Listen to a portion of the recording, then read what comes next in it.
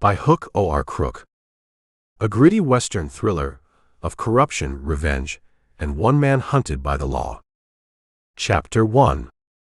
The horse smelled the water trough before Eldridge Sample saw it. The roan's head came up, and its nostrils worked, and then it pulled against the bit with a stubbornness that did not care about his schedule. Sample let it have the fight. He sat the saddle and read the town while the animal drank. And he did this with the patient attention of a man who has learned that 2 minutes of looking saves considerably more than 2 minutes of running. Arroyo Seco occupied a flat reach of caliche hardpan between two low ridges that had gone the color of rusted iron in the last hour of afternoon light. The Jornada del Muerto lay to the east, invisible but present the way a debt is present, a fact of geography that shaped every decision made in this country whether a man thought about it or not. The Rio Grande ran somewhere to the west behind the ridgeline, but you would not know it from the dryness of the air, which had the quality of an old bone, all the life cooked out of it long ago. A man new to this country thought about water. A man who had lived in it stopped thinking about it the way you stopped thinking about breathing. It became the organizing principle behind every other thought, underneath and invisible, the grammar of the place. The town itself ran maybe 400 yards along a single road of consequence, hard-packed dust the color of old flour, flanked by adobe walls and scrap lumber facades, and the kind of construction that suggested the builders had not expected to stay long and had been correct. At the north end, a mercantile with barrels outside, and a hand-lettered sign across the window that read Wicks & Sons, the paint faded to ghost. At the south end, a livery whose open doors exhaled the thick warm darkness of horses and old straw. Between them the town arranged itself with the provisional logic of all desert settlements: a hardware store, an assay office, a barber, a sheriff's office with an overhang of raw lumber, a hotel of actual brick that represented someone's ambition, and a saloon that represented everyone's practicality. The hotel's painted sign had surrendered its last 2 letters to weather and inattention, and now read VICTO in flaking blue, which struck Sample as accidentally accurate. Every man west of the Pecos fancied himself some kind of victor. Most of them just hadn't gotten to the end of the word yet. He counted exits the way other men counted their change, by reflex without looking like he was doing it. The alley between the assay office and the hardware store, wide enough for a horse moving at speed. The gap along the hotel's south wall, too narrow for a horse but serviceable for a man with reason to move fast and no objection to scraping his elbows.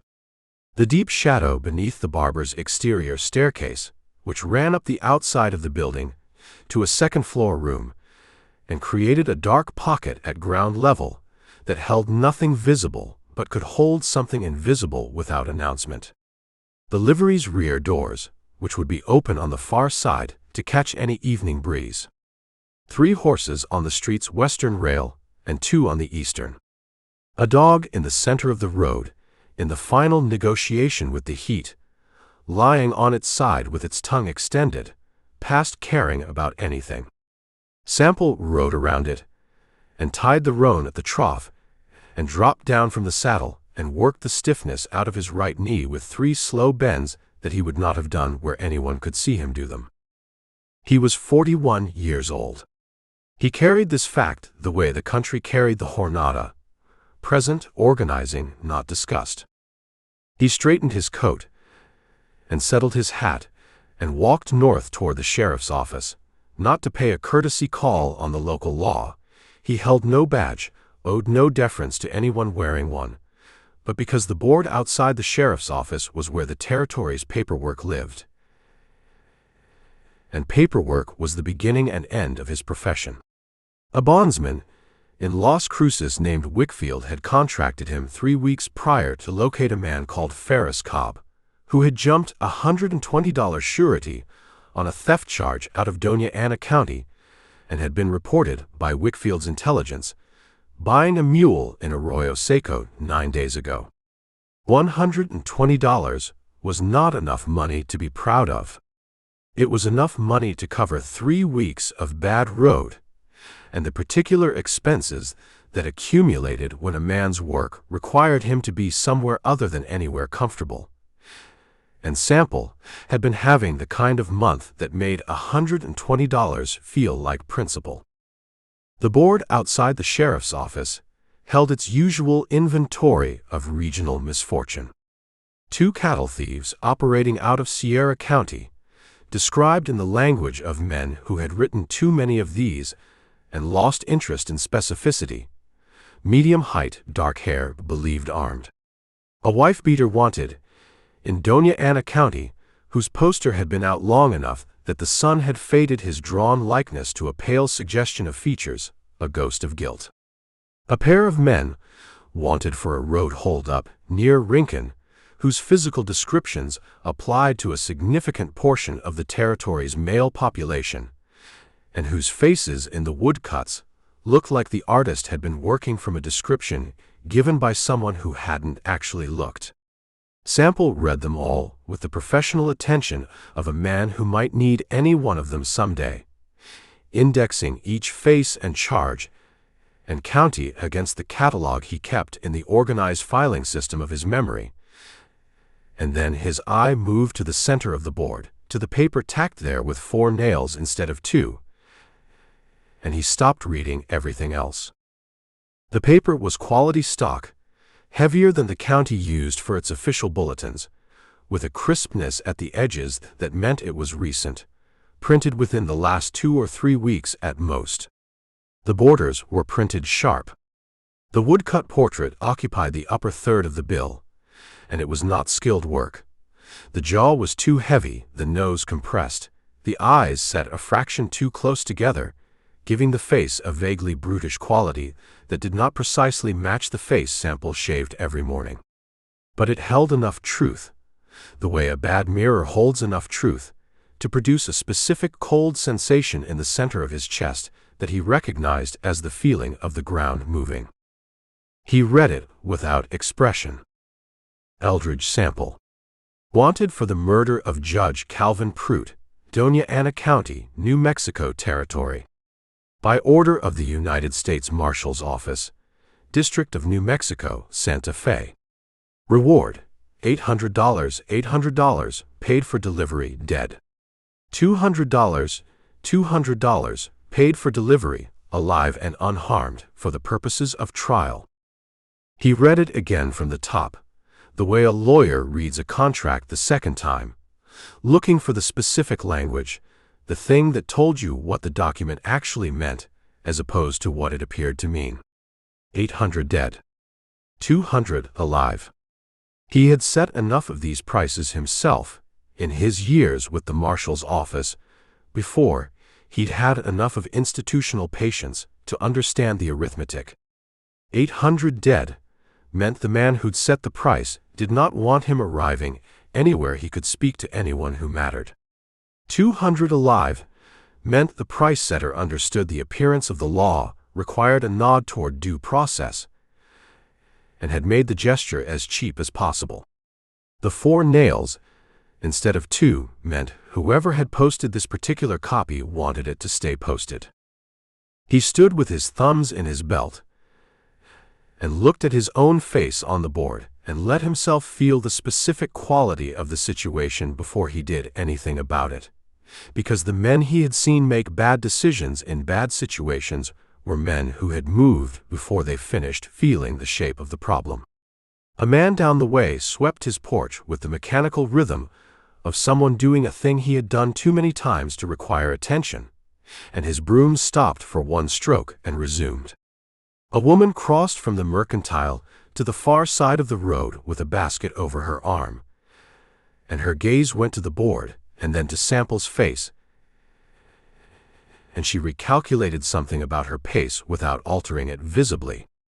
Inside the barber shop, through the window glass, the barber held his shears open above a customer's head and did not close them.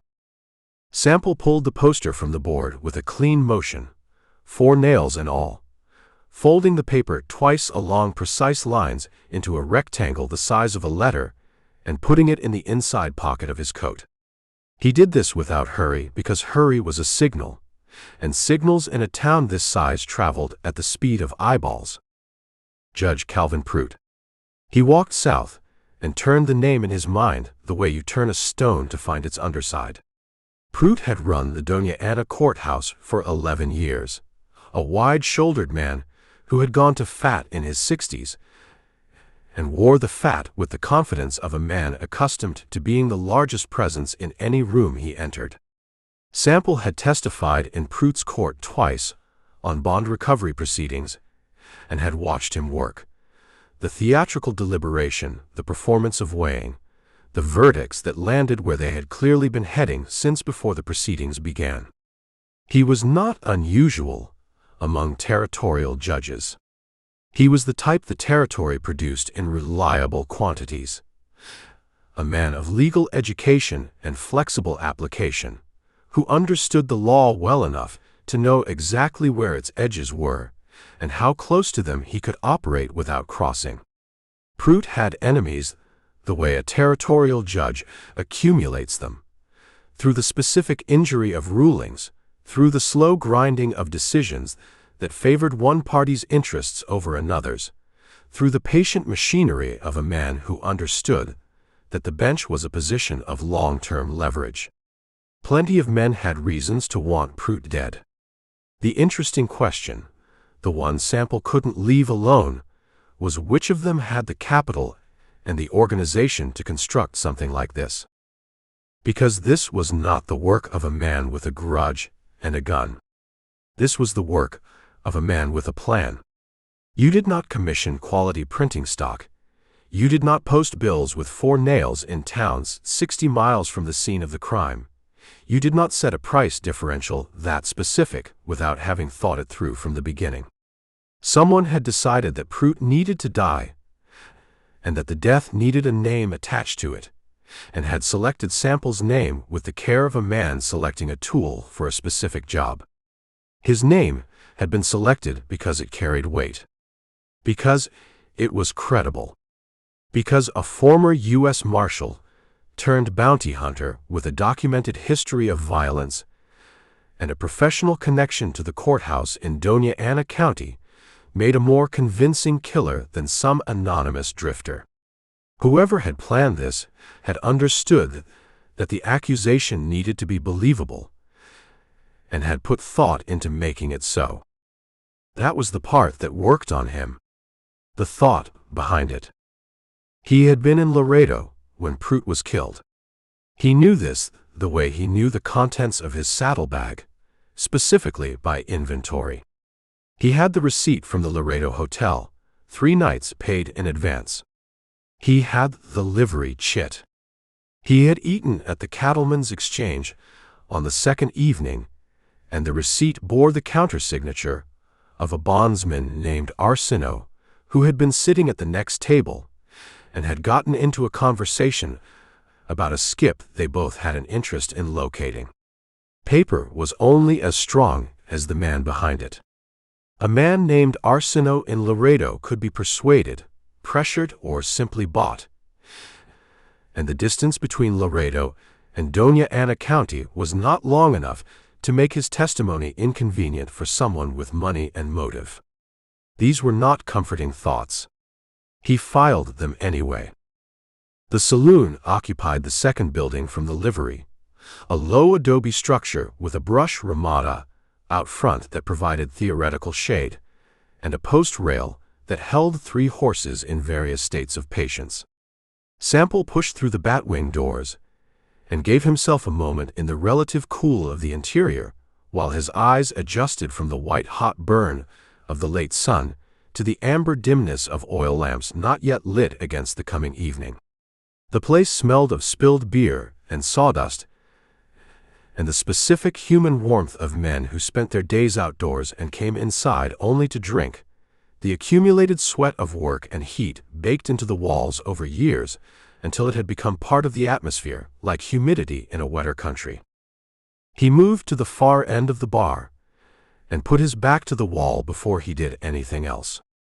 The barkeep was a broad man in his 50s who wore the specific physiognomy of someone who had professionally refereed too many disagreements. One ear gone thick and shapeless where it had taken too many knuckles, a ridge above the left eye where the bone had rebuilt itself at a slight outward angle after some old breakage, hands that sat flat on the bar with the relaxed readiness of hands that had broken up fights long enough to know when one was forming. He looked at Sample without welcome or hostility, which was the professional neutral of his trade, and set a glass on the bar and reached for the bottle without being asked. "Rye," Sample said. "That's what I'm pouring." "Then we understand each other." The barkeep filled the glass and moved away, and Sample laid a coin on the bar and drank and watched the room in the mirror behind the bottles. 11 men distributed across the space with the organic logic of men who had chosen their positions for private reasons: comfort, habit, field of view, proximity to the door. 3 at the table nearest the window, playing cards with the focused inattention of men who had been playing the same game long enough that it had become more ritual than recreation. 2 at the table against the far wall with their hats tipped forward, faces in shadow which he noted and did not like. A man in the corner who might be sleeping and might be dead, and whose status he could not determine from the chest movement in the low light. 4 others distributed along the bar at intervals, each in his own private universe of drink and thought. And 1 at the table nearest the door, closest to the exit, positioned in the specific way of a man who had chosen his seat for reasons that had nothing to do with comfort. He was young, 22 at the furthest outside, possibly younger, with the lean face of a man who had not yet accumulated enough life to fill it out. He wore a canvas duster too heavy for the season, which meant he was wearing it to conceal something rather than for warmth. His gun was cross-draw on the left hip, the handle worn down to bare wood in the spot where a thumb rested during the draw, the leather of the holster darkened and softened from consistent working. His right hand sat on the table beside his glass, but not around it, the fingers loose, resting the way a man rests his hand when he wants it available. He had looked at Sample when Sample came through the door, and had not moved his eyes since, with the transparent fixity of a man who believed that staring at a problem was a form of controlling it. Sample poured his second glass from the bottle the barkeep had left within reach. He studied the young man in the mirror without appearing to study him, and thought about the quality of his attention, the specific flavor of it. It was the attention of anticipation rather than aggression, which meant the young man had a plan and was waiting for the plan to arrive at its moment, which meant Sample still had time. A man in full aggression mode moved when he was ready.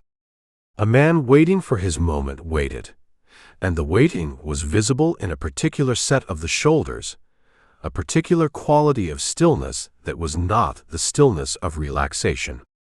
"You Eldridge Sample." It came out flat and definite, not shaped like a question at all. From the table nearest the door. Sample did not turn from the mirror. He picked up his glass and drank and set it down. "I've been called that. I'm Chess Odum." "All right. You know what I'm here about. A beat. I'd like you to turn around when I'm talking to you. I can hear you fine from here." Sample set his glass on the bar and turned around with the unhurried movement of a man changing positions because it suited him rather than because he'd been asked. He looked at Chess Odum the way you look at a dog that has decided to be difficult, direct, level, without hostility or fear, in the manner of a man communicating that he has registered the situation and is not alarmed by it. "How'd you find me here, specifically?" Odum's jaw moved fractionally, the small muscular shift of a man recalibrating. The question had not been the one he'd prepared for.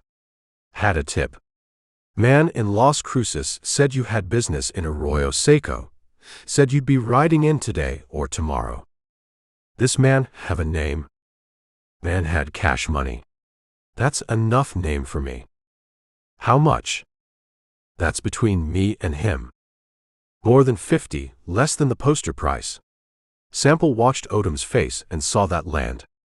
You're working on commission. He told you to find me and hold me, and he'd pay you on delivery, something less than 200. Somewhere around 75 is my guess, based on what he figures you're worth. He let that sit a moment. How close am I? Odum's mouth tightened. You're talking when you ought to be thinking about your situation. My situation. Sample nodded, as if considering this characterization. Here's the thing about your plan, Chess. And I can see the plan from here. It's not a complex plan. I'm not suggesting it's without merit. But it ends one of two ways. First way, it works, and you get delivery money on a dead man, because the price differential on that poster tells you everything you need to know about what your employer actually wants. You bring me in breathing, you're going to find that the cash he promised you has developed complications. Second way, the plan doesn't work. And then, you've got a different set of problems entirely, and those problems have my name on them. I got 6 feet and 40 pounds on you. You do, Sample said. That's a real asset in a fistfight. He paused. This won't be a fistfight. Odum's right hand came off the table. Sample covered the distance in 2 strides, closing faster than a man of his age had any business moving, his left hand dropping and catching Odum's wrist at the apex of the draw with a grip that had done this particular thing a specific number of times and understood exactly how much pressure was required. His right elbow drove into the joint of Odum's forearm, not at the bone but at the nerve cluster above it, and Odum's hand opened involuntarily the way a hand opens when the signal from the brain gets interrupted midway. The revolver hit the floorboards. Odum came up out of the chair, with his size and his momentum, and his injured arm pulling in 3 different directions, and Sample got the back of his collar and the belt of his duster in the same motion, and walked him toward the window with the purposeful ease of a man who has done something enough times that technique has replaced effort. The window gave at the lower sash first, the old wood frame separating at the joint where the nails had worked loose over years of expansion and contraction in the desert heat, and then the glass went in one clean sheet, and Odum went through the frame and hit the boardwalk outside with the solid wooden sound of a man landing on planks rather than on anything forgiving. The saloon absorbed this. Sample bent and picked up Odum's revolver from the floor. He turned it over once in his hand. Good piece, Colt single action. The hammer spring filed down to a lighter pull, which told him something about the owner's confidence in his speed, and something about his underestimation of the occasions when a heavier pull prevented an accident. He set it on the bar in front of the barkeep, and put enough coin beside it to cover the window frame, and another glass of rye. He took the glass. He alive. This from one of the card players by the window, not out of concern, but out of the mild curiosity of a man watching events that don't involve him. Sample looked through the open frame.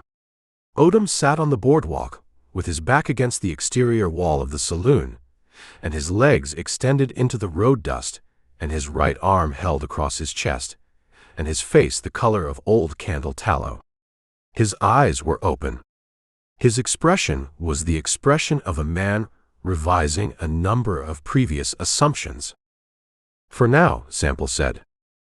He finished the rye, set the glass on the bar with a precise click, and walked out through the batwings. He had the roan untied, and moving north out of Arroyo Seco, before the last customer in the saloon, had decided whether to go look at Chess Odum or finish his drink. The evening had arrived properly now, the sky above the ridgeline, going from orange to the deep purple black of a bruise, and the first stars establishing themselves with the indifferent permanence of things that existed before anyone was looking, and would continue after. The road north ran straight for a quarter-mile, and then bent west around a low rise of volcanic rock that the wind had carved into shapes that suggested things in the dark. A seated figure, an open hand, nothing that would look like anything in daylight. Sample rode with the reins loose and his right hand free, and his mind working the problem from multiple angles the way you work a knot, not forcing it, finding the loose thread. The tip from Las Cruces. Someone near Wickfield's operation, or Wickfield himself, had told a man with money that Sample was coming to Arroyo Seco. Wickfield had hired him 3 weeks ago. In 3 weeks, a man with money and access to Las Cruces' professional gossip had time to locate a willing gun. Young, ambitious, not yet educated enough in the ways of the work to understand what he was buying into, and get him positioned. That was responsive. That was a man running an active operation, not a man who had posted bills and walked away. He was thinking about this, turning over the question of who in Las Cruces had the reach to know Wickfield's contracts and the interest to care about Sample's location, when the smell reached him. Not cookfire smoke. He had lived in this country long enough to read smoke the way a riverman reads water, to understand its grammar and dialects. Cookfire smoke had a domestic quality, wood and grease and the warm smell of iron. What he smelled now was green wood and something chemical underneath it, the sharp, sweet corruption of pine resin, and something else, something that did not belong to any natural burning. And then the orange light resolved itself through a break in the brush 50 yards off the road, and he understood that the something else was paint. He pulled the roan off the road into the brush, and dismounted, and looped the reins over a creosote branch, and moved toward the light on foot. The ranch house was a small structure of adobe and wood, 40 yards from the road behind a low brush fence, and it burned in 3 separate locations simultaneously with the organized efficiency of a fire that had been started rather than discovered. The east wall had gone first from the look of the char pattern, and the fire had moved through the interior and found the roof, and the roof had contributed, and now the whole structure participated in the burning with the total commitment of something past saving. The barn to the northeast caught while he watched. The fire reached the dry wood of the hayloft through a gap in the structure, and the loft went in a single exhalation of orange light that briefly turned the surrounding brush and the face of the volcanic ridge behind it the color of fresh copper.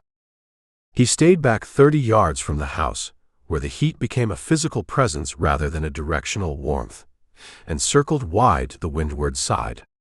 He moved without rushing, because he could see from here that there was nothing to rush toward. No horses at the rail, which had burned down to its post anchors. No movement anywhere in the structure. No voice. He found the well on the windward side, and found the 2 men beside it. They lay parallel to each other, arms at their sides, with the specific arrangement of men who had been composed rather than men who had fallen. He had seen men who had fallen. They lay in the shapes of their dying, in the random geometry of bodies that had given out mid-motion, sprawled, twisted, reaching, folded. These 2 lay straight and deliberate, and the deliberateness was worse than any sprawl would have been, because it spoke to the quality of attention brought to the scene by whoever had left them here. Each man had a single entrance wound in the chest, close range, center mass, placed with the economy of a man who did not waste ammunition or effort. Professional, in a way that had nothing to do with legal authority, and everything to do with practice. He crouched by the nearer man, and looked at his face in the firelight. He did not know him. A working man in his 40s, a ranch hand or small operator from the look of his hands and his boots, wearing the particular expression of permanent surprise that violent sudden death produced in faces that had expected to reach their supper. In the man's right hand, folded there, placed with the care and deliberate intention of a card laid on a table, was a piece of paper. Sample unfolded it. Good stock, heavier than the county standard, with a crispness at the edges that matched the poster from the board in town. The woodcut portrait too heavy in the jaw, the eyes slightly too close. He turned to the second man and found the same paper, same fold, same placement in the right hand. He stood up and looked at the fire for a full minute. Two dead men with his wanted poster placed in their hands like calling cards. Not left in their pockets, not dropped nearby, not tacked to the post or left on the gate. Placed in the hand with the specific intention of a man making a point, constructing a scene for the person who would find it. The scene said, "We know you're coming and we preceded you." The scene said, "This is the level of organization you are contending with." The scene said a great many things, and all of them were bad. He thought about the men themselves, who they were, what they had been doing here, whether they had been selected, or whether they had simply been present and therefore convenient. A small ranch, a couple of workers in the path between Arroyo Seco and wherever the road led north. They had probably known nothing beyond the fact of two strangers arriving, and that knowledge had been sufficient cause, which was the particular coldness at the center of the whole arrangement. These men had not been killed out of hatred or fear or passion. They had been killed as a demonstration, the way you fire a warning shot, except that warning shots went over a man's head rather than through his chest. He walked back to the roan. He dug in the saddlebag and found his money. He counted it in the light of the burning house, $34 and some change, the change amounting to 60 cents, $34.60 total, which was 2 weeks of poor eating and one substantial piece of bad luck away from nothing. He found his ammunition, 17 rounds in the revolver, 11 in the Winchester in the saddle scabbard, 9 rounds loose in the bottom of the bag. He took stock of his other assets, which took less time. 1 horse sound. 1 coat, adequate. The rope, the bedroll, the tinned goods in the left bag, the notebook in the breast pocket. He pulled the notebook out and opened it to a clean page. He had used this notebook for bond work, witness names, physical descriptions, last known locations, the small specific details of a man's habits and associations that made the difference between collecting and not collecting. He wrote Prout at the top of the page and underlined it once, and then he wrote the names of every man he could call to mind who had reason to want Prout dead, or who had benefited materially from Prout's decisions from the bench over the past 5 years. He wrote without pausing, because this was not the time for careful recollection. This was the time for the unfiltered first pass, the list before the editing, because the editing was where you missed things. Landholders, whose claims had been decided against. Defendants, whose sentences had exceeded the standard. Opposing parties in civil matters, who had felt the weight of Prout's partiality for the other side. Men who owed Prout money. Men Prout owed money to, which was a different kind of motivation, and often more reliable. He wrote for 5 minutes, and filled a page and started on the second. When he finished, he held the notebook toward the firelight and read what he had written. It was a long list. It was, he thought, probably not a complete list. The complete list would require access to 11 years of court records, which he did not have, and time, which he had less of than the list required. At the bottom of the second page, below all the other names, he wrote his own. This was a habit from his years with the Marshal's office, a discipline his first supervisor had insisted on, and that he had never shed. Put yourself on the list. The man you didn't consider was always the one who walked away. He had never once found his own name to be the relevant one. He wrote it down anyway. He closed the notebook and put it back in his breast pocket and looked at what remained of the ranch house, which was the adobe shell and the burning skeleton of the interior and the darkness of the open windows, empty and hot and absolute. The fire had moved past its peak and entered the patient phase of consumption, working through what remained of the structure with the unhurried thoroughness of a process that had all night and no particular reason to stop. He mounted up. North was Santa Fe, which held the U.S. Marshal's office and the federal machinery that had issued his warrant and the men who would enforce it. South was Mexico, which held anonymity and heat and a different set of problems. East held the Jornada, which was not a direction you rode into at night without supplies you didn't have and a destination you didn't know. West ran up against the river and the settlements along it, where a man with a circulating poster could move only as far as the next pair of eyes. He had $34.60 and 37 rounds and a list of names, 2 pages, with his own at the bottom. He sat the horse for another moment and looked at the fire and let the full weight of what he was carrying settle over him, not to wallow in it, but because a man who did not fully acknowledge the size of his problem tended to underestimate what solving it would cost. The problem was large. The men behind it were organized and funded and comfortable killing people for effect. He had no allies, no official standing, no leverage, and a face that every gun in the territory would be looking for come morning. What he had was the list and the particular skill set of a man who had spent 20 years finding people who did not want to be found. He turned the roan northeast, away from the road, into the open dark of the desert, and rode. Chapter 2. He found the shack by smell. Not the shack itself. Cedar and old adobe did not announce themselves at distance, but the water barrel beside it, which had gone green in the heat, and produced a faint organic reek that carried on the pre-dawn air with the persistence of something alive.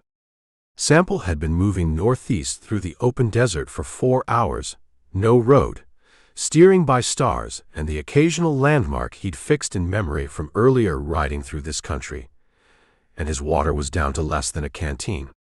The roan had opinions about this. Sample had been overruling them since midnight.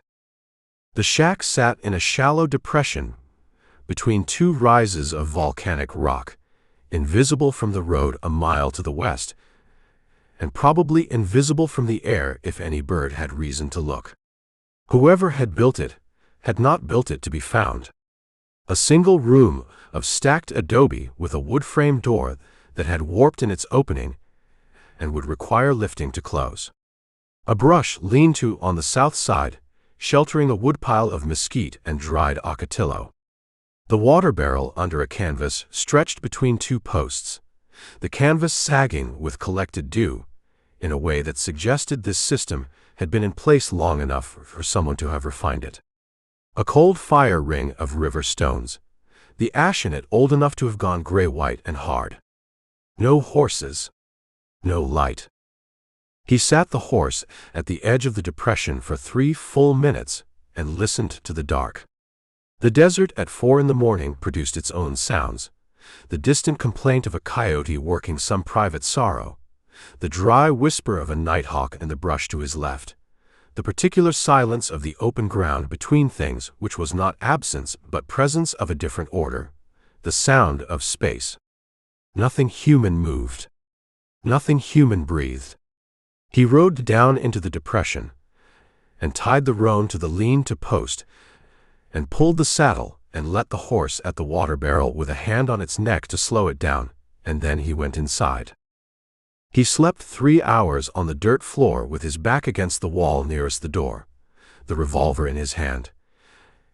And his sleep was the light professional sleep of a man who had trained himself to rest without surrendering. He woke at first light to the sound of hoofbeats on stone. 1 horse. Moving at a walk, no urgency in the rhythm coming from the south.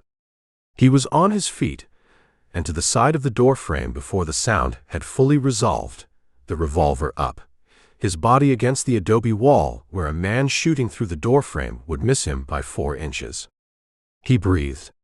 He listened. The hoofbeats slowed and stopped outside, and he heard the particular sounds of a rider dismounting, the creak of leather, the soft landing of boots on hardpack, the horse's exhalation, and then a voice said without any particular alarm, "If you shoot me through my own door, I will be very put out with you."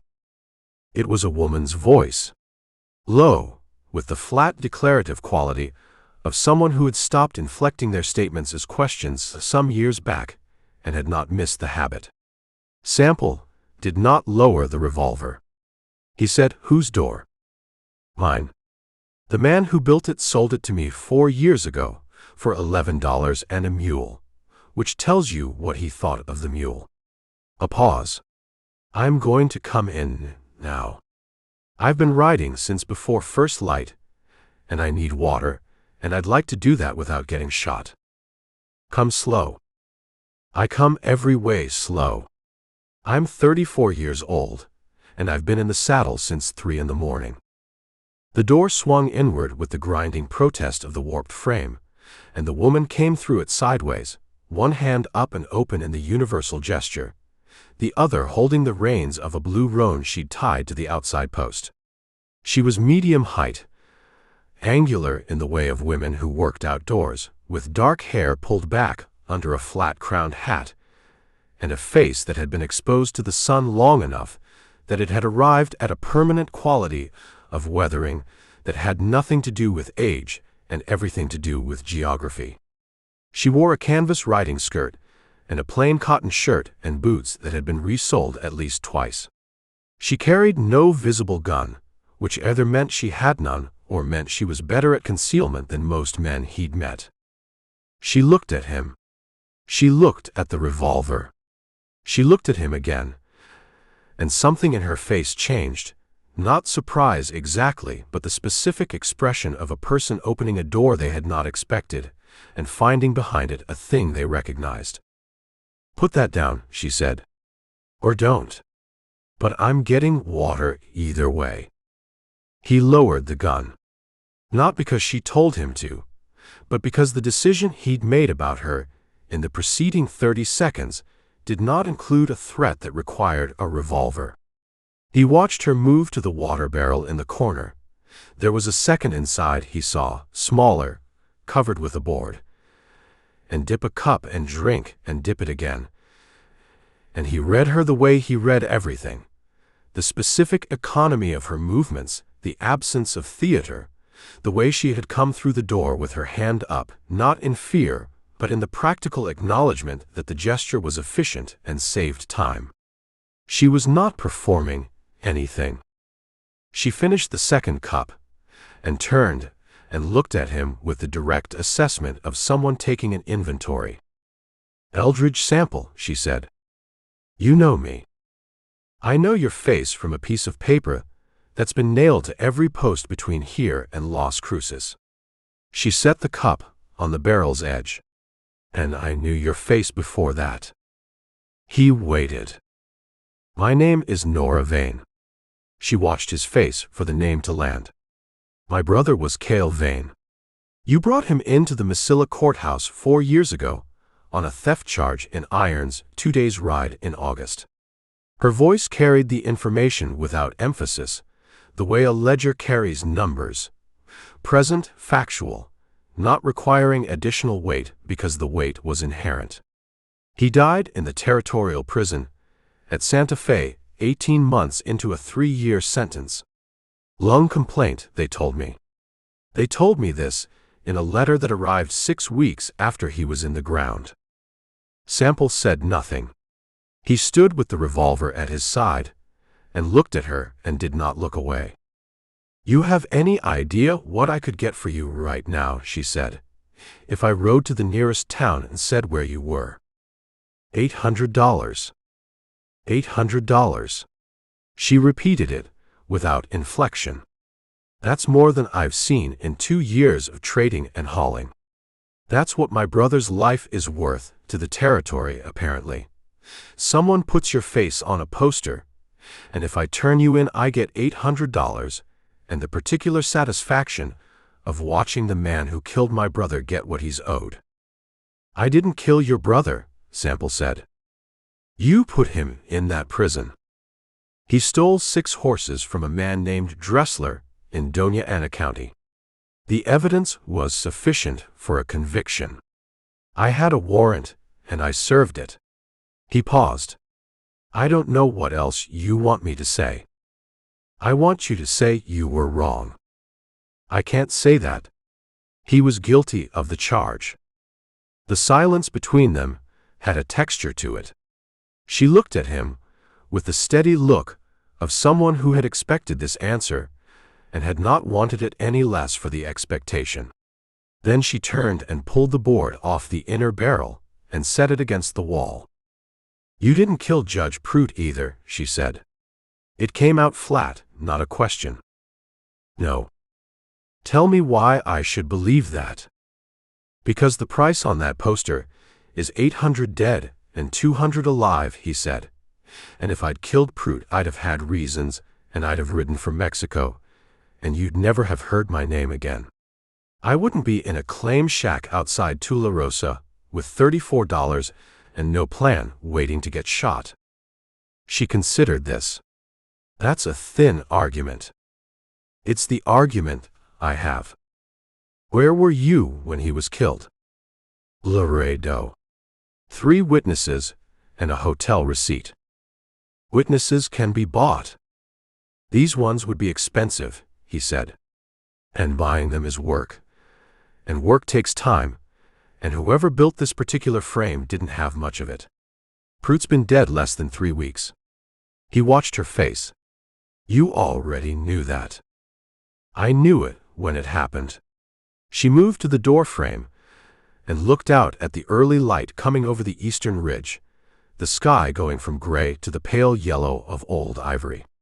Her horse stood at the post and put its nose toward the roan, and the 2 animals conducted their brief negotiation. Calvin Prout was not a man who deserved the bench he sat on, she said. He was not an honest judge.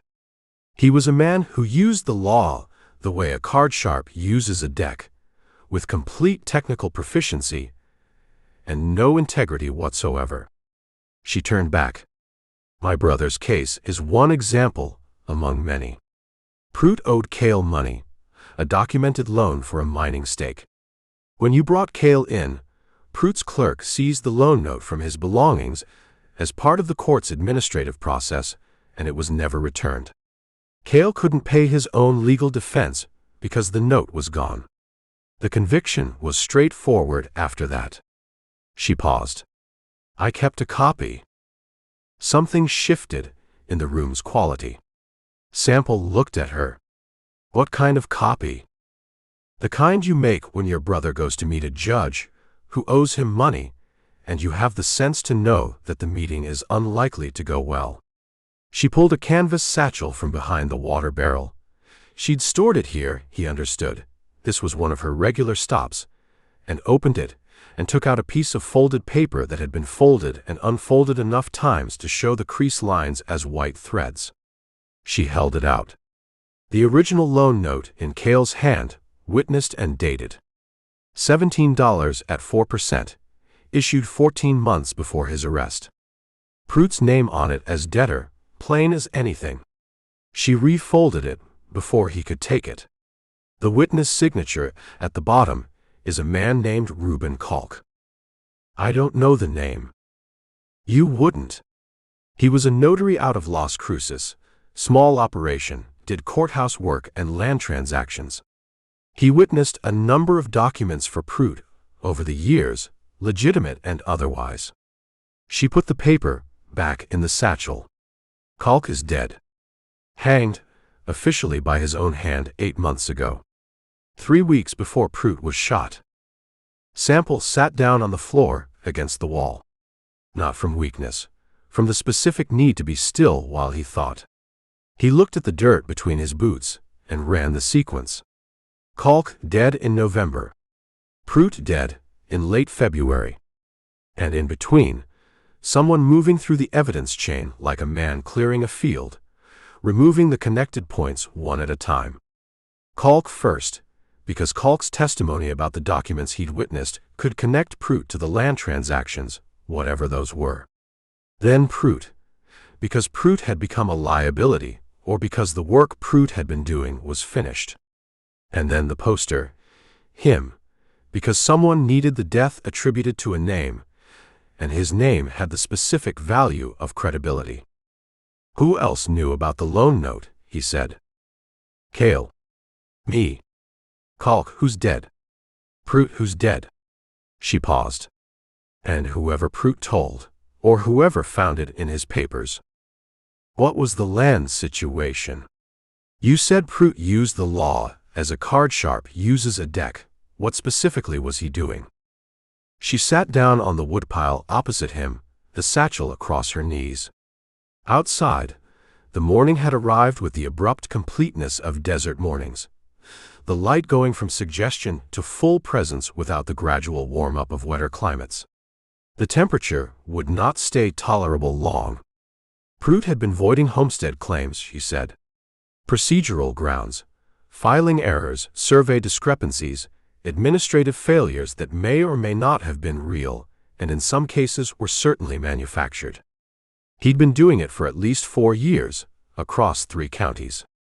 The voided claims went back into the territorial pool and were resold, and the resales went through a holding company whose name appeared in the public record, but whose beneficial owner did not. You've been looking at this a while. Since my brother died, yes. She said it without apology or drama. I had time, and I had a copy of that loan note, and I had the specific motivation of a woman who has lost the only family she had left and wants to understand why. She looked at the satchel. The holding company is called the Territorial Land and Title Corporation, registered in Santa Fe. The registered agent is a Las Cruces law firm that does not, as far as I can determine, actually exist as anything other than a name on a filing. The beneficial owner, the man actually collecting on those resold claims, I have not been able to establish with certainty. But I have a candidate. Tell me. She looked at him for a moment, with the measuring look of someone deciding how much of their hand to show. First, tell me what you're going to do with it. Clear my name. And after that? After that, I'd like to find out who put those 2 men in the ground at a burning ranch south of Arroyo Seco with my poster in their hands, and I'd like to have a conversation with whoever made that decision. He kept his voice level. A pointed conversation. So you want justice? I want to not be hunted, he said. Justice is what happens if I'm lucky and the paperwork survives. What I want is more immediate than that. She almost smiled. Not quite. In the last 2 weeks, she said, a deputy marshal named Cutter Blaine has been in Tularosa asking questions about my land title. I own 160 acres on a homestead grant my father filed in 1871, and Blaine has been visiting the county recorder's office and the tax assessor and asking the kind of administrative questions that precede a challenge. She paused. 2 of the voided claims I identified in Prout's pattern were on properties adjacent to mine. The 3rd was on a claim directly to my north that controls the only reliable water access for everything above it. She let him work that out. Someone wants this land and has been methodically clearing the titles around it. Mine is next. Blaine, Sample said. U.S. Marshal's deputy. Officially, yes. Young.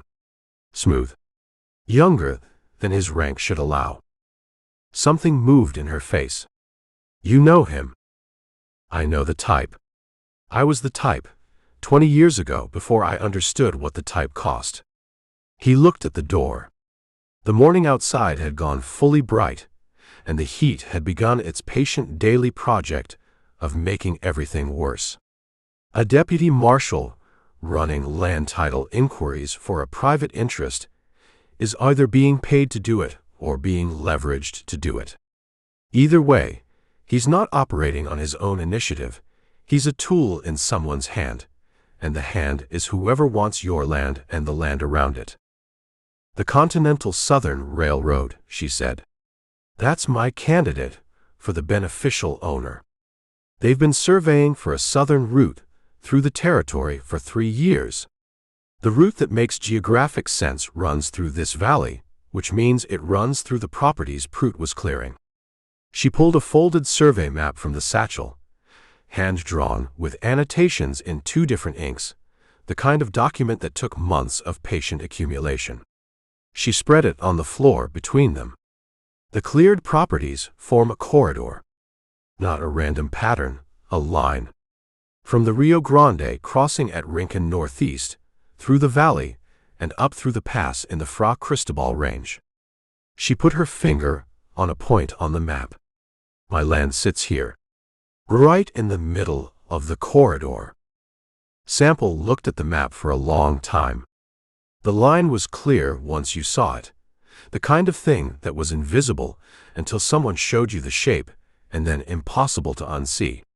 He thought about Prout, 11 years on the bench, patient and systematic, and operating with the specific confidence of a man who knew his work was protected from above.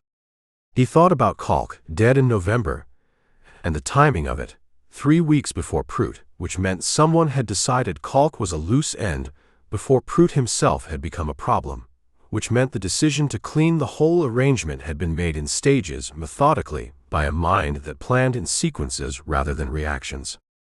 Your candidate, he said. The railroad. You have a name attached to it. A man named Ord Fentress, she said. He's a land agent. Works for the Continental Southern as a scout.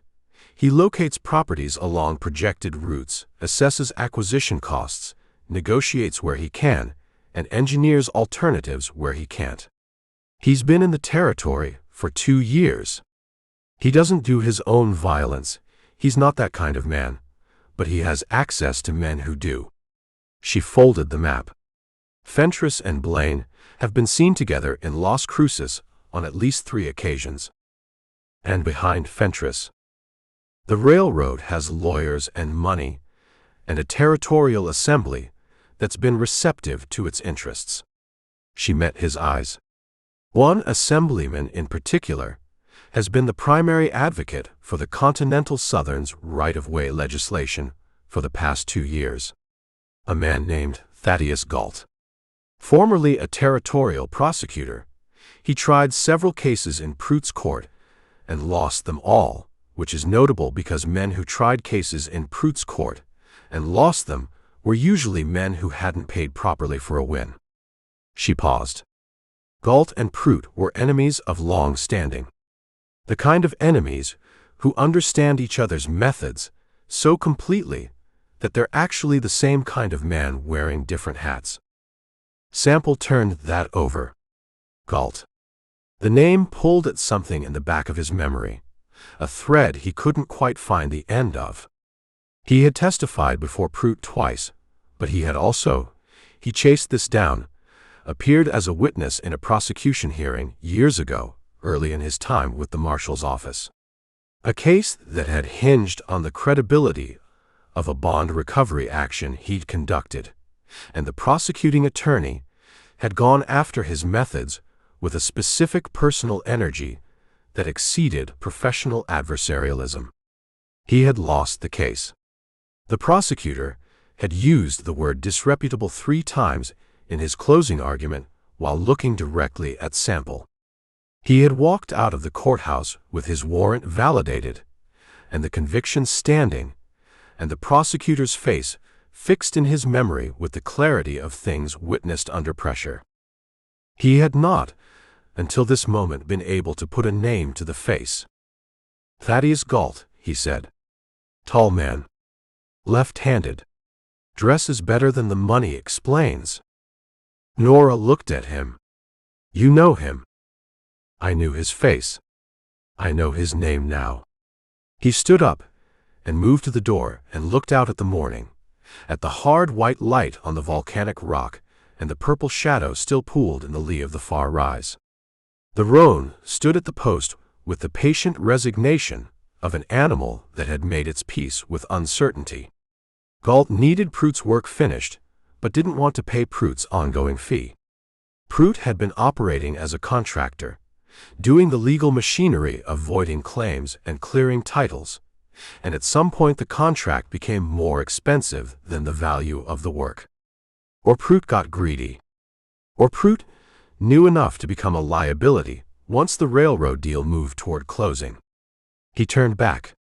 So Galt had Prut killed, and had CROOK killed before him to close the evidentiary chain, and then he needed a body to attach the murder to, and he needed the body to be a credible one. Someone with a documented connection to the courthouse, a reputation for violence, and a professional history that would make the story hold. "Your name," she said. "My name." He looked at her. "He tried a case against me once. 15 years ago. I was a witness, not a defendant, but he tried to dismantle the bond recovery on which the conviction rested, and he failed. He lost the case, and he remembered the loss. Men like Galt remember losses with a precision they don't bring to their wins." He paused. "He selected me because my name was available in his memory, and because it fit the story he needed to tell. That's the kind of thinking that makes a man dangerous. He didn't need to construct a complicated lie. He just needed to find the truth that fit his frame and use it." Nora sat with the satchel across her knees and looked at him with an expression he could not fully read. It held the remnant of the old anger. It would always hold that, he understood, because he had put her brother in chains, and the chains had led where they had led, and the fact that the law had required it and he had followed the law did not change what the law had cost her. But there was something else in the expression now, working alongside the anger, the way two currents work in the same river, separate and parallel and sometimes crossing. She was thinking. "What do you need?" she said. "Not offering. Assessing. I need the loan note. And I need whatever else you have that connects the voided claims to the corridor, and the corridor to Fentress, and Fentress to Galt." He paused.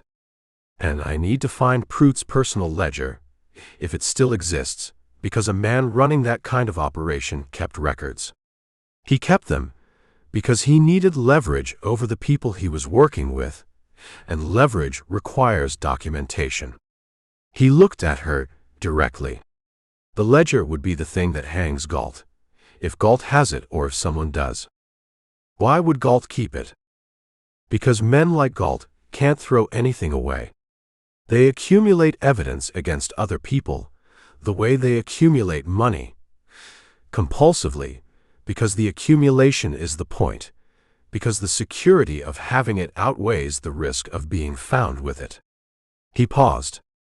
"And because the same quality of mind that makes a man plan a murder, and a frame and a land grab in sequence also makes him believe he's smart enough to keep the evidence safe.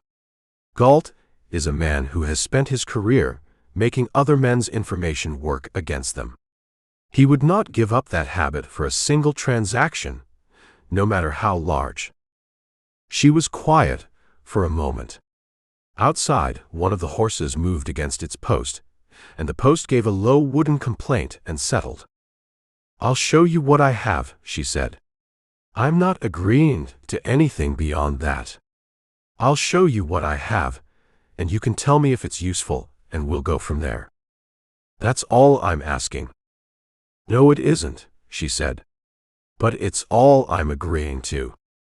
She opened the satchel and spread the documents on the floor between them, and Sample sat back down on the dirt, and they went through them in the growing heat of the morning, her voice moving through each one with the careful precision of a woman who had been living with this material long enough to know exactly what it proved, and what it only suggested and where the gaps were. The loan note. The survey map. A list of voided claims with dates and parcel descriptions, cross-referenced to a second list of resale transactions through the Territorial Land and Title Corporation. A copy of the holding company's registration filing from Santa Fe, the registered agent's address circled in pencil. 2 letters, unsigned, that she had obtained from a source she would not name, referencing the corridor acquisition in language that was careful without being innocent, the kind of language that preserved deniability while communicating intent to a reader who understood the vocabulary. It was good work. It was the work of a woman who had spent a year and a half being meticulous about something that mattered to her in the way that only loss makes things matter, not abstractly, not professionally, but with the specific weight of a person who has decided that understanding what happened is the only form of justice still available. He was reading the second unsigned letter for the third time when he heard the horses. Not one horse. Multiple, moving at a canter on the road to the west and then slowing. He heard the change in the sound, the shift from road surface to open ground, coming off the road toward the depression. 3 horses from the sound, possibly 4. Moving with the directed purpose of horses ridden by men who knew where they were going. He was at the door frame in 3 steps with the revolver up. Norah was 2 steps behind him, and he saw in his peripheral vision that she had a short-barreled shotgun out of the satchel. She'd had it the whole time, and had it open, and was loading 2 shells with the economical calm of a woman who had decided how this was going to go before the riders had finished crossing the open ground. 3 riders came over the near rise at a walk, fanned out with 8 feet between them, which was the spread of men who expected to shoot rather than talk. The center man was broad across the chest and rode a gray horse, and he carried his rifle across the saddle bow with the barrel angled outward towards Sample's position in the manner of a man who wanted the rifle visible and did not particularly care whether this was considered threatening. The other 2 flanked him and held their positions with the patience of men following instructions they had received in advance. "Eldridge Sample," the center man said. He had a voice like gravel in a tin cup, low and abraded. "You are going to want to put that gun down and come out here where I can see your hands." "I can hear you fine from here," Sample said. "Who are you?" "Name's Harlan Soto." The man said it with the flat weight of a name he expected to mean something. "I got a piece of paper with your face on it, and I got 3 men, and the arithmetic favors me." "3 men," Sample said. "Not enough." Soto's jaw moved. He looked at the doorway with the specific attention of a man trying to determine how many people stood behind the voice. "Come out and we'll discuss terms." "You set a price at 800 dead," Sample said, "and you want to discuss terms." "The price is negotiable." "For who?" A pause. The center rider's horse shifted, and he brought it back with a knee. "For the people who posted it." "Tell me who that is." "Come out, and I'll tell you whatever you want." Sample looked at Norah. She had the shotgun up with the stock against her shoulder, and her cheek on the wood, and her eyes on the left flank rider, and the expression on her face was the expression of a woman who had made her calculation and was waiting for the situation to require it. He had worked with deputies and postmen for 20 years, and he had met perhaps 4 who held a weapon the way she held hers, not performing it, not tense with it, just present with it, the gun and the person, in an arrangement of mutual practicality. "You came to take a man in," Sample said to Soto. "You didn't come to make terms. The terms offer is a stall while your right flanker works around to the south side of this building." He saw the right flanker's horse move, and he put a round into the ground 18 inches in front of the animal's left forefoot. The horse went sideways, and the rider hauled on the reins, and for 3 seconds the right flank was occupied with horsemanship rather than gunfighting, which was the 3 seconds he needed. He stepped out of the doorframe and moved left along the building's exterior wall, out of the line Soto had on the doorway. And by the time Soto had recalculated Sample's position, Sample had the revolver on Soto's chest at 40 feet. Norah stepped into the doorway with the shotgun on the left flank rider, who looked at the two barrels and arrived at a rapid and sensible conclusion about his options. "Harlan," Sample said. "The man who told you where to find me." "Name?" Soto sat the gray horse and looked at the revolver, and then at the shotgun, and then back at the revolver. He was doing math. "I don't give up names." "You give up names, or I give up a round, and you spend the rest of your career explaining to people why your right hand doesn't work right." Sample kept his voice even. "I'm not going to kill you. That's not what this is. I want the name of the man who posted those bills, and I want to know how he knew my location. That's the conversation. After that, you ride out and I don't see you again." Soto looked at him for a long moment. "You won't shoot." "I just shot at a horse at 40 feet, Sample said. "Hit where I meant to, which was not the horse. You want to evaluate my commitment." The gray horse moved again, and Soto brought it still and set his jaw and said with the specific bitterness of a man conceding a point he can't argue, "Wickfield, the bondsman in Las Cruces. He put out a notice on your location for anybody willing to pay the information fee. Wasn't hard to find. The man's not quiet about his business." "And who contracted you?" Soto's mouth closed. He looked at his saddle horn. He looked at the revolver. He looked at something in the middle distance that had no particular content.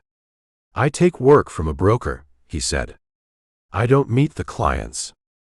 "The broker's name?" "I give you that name, and I don't work in this territory again." "Harlan."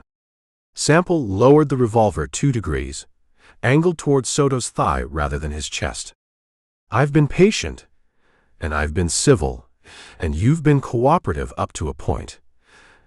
And I respect the professional ethic, but I need the broker's name, and I'm going to have it one way or another, and the one way is easier for both of us."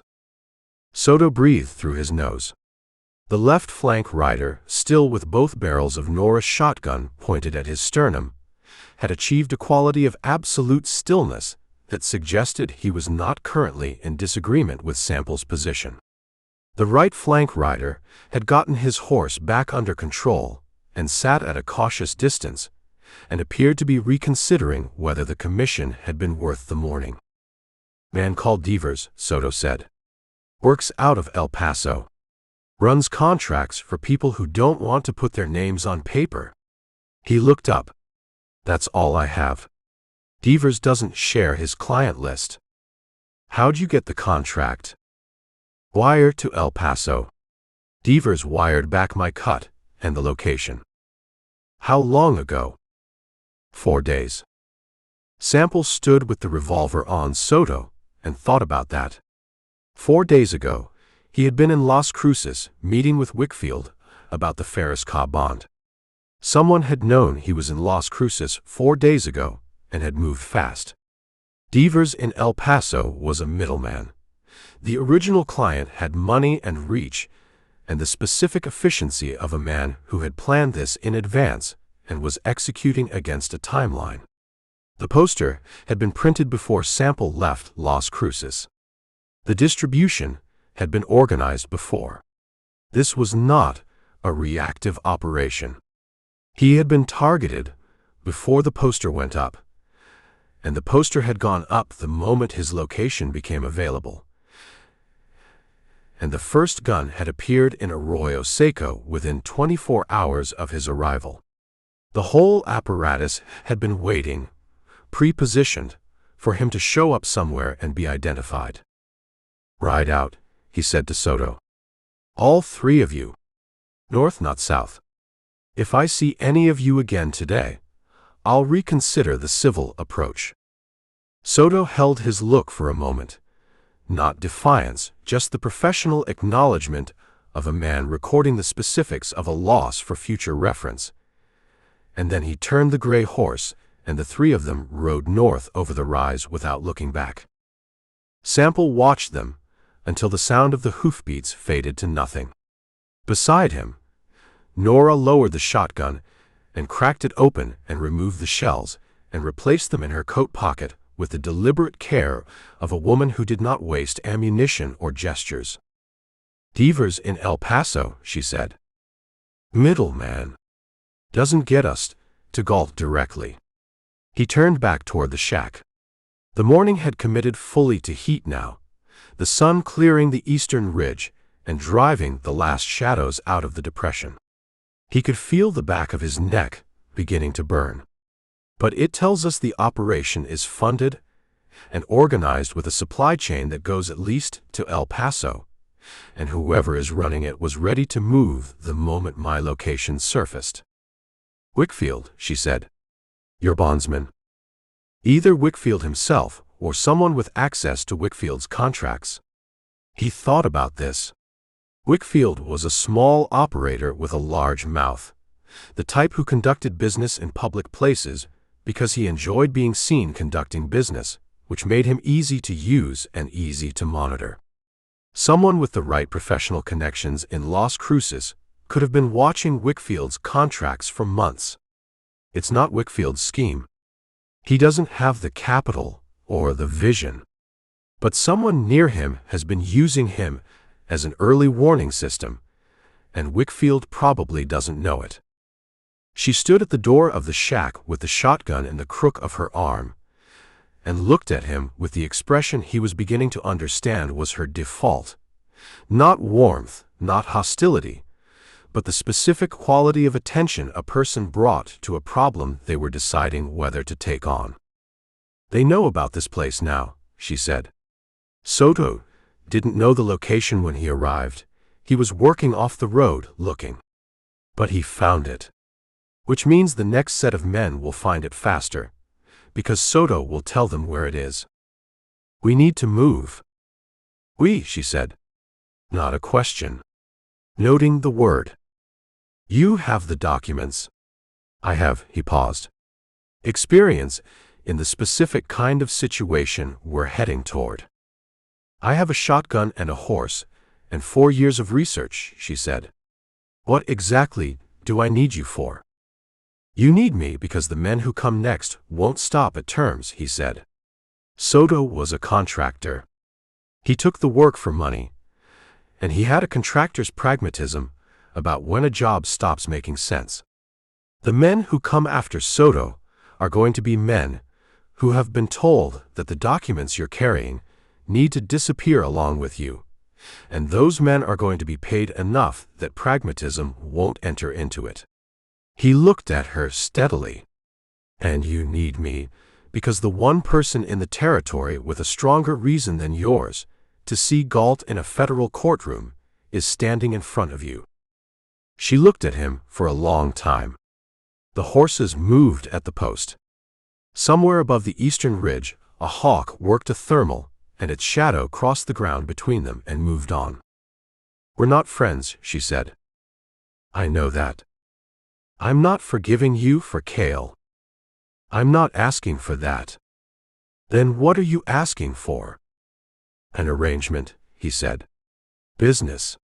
You have what I need, and I have what you need, and we're useful to each other.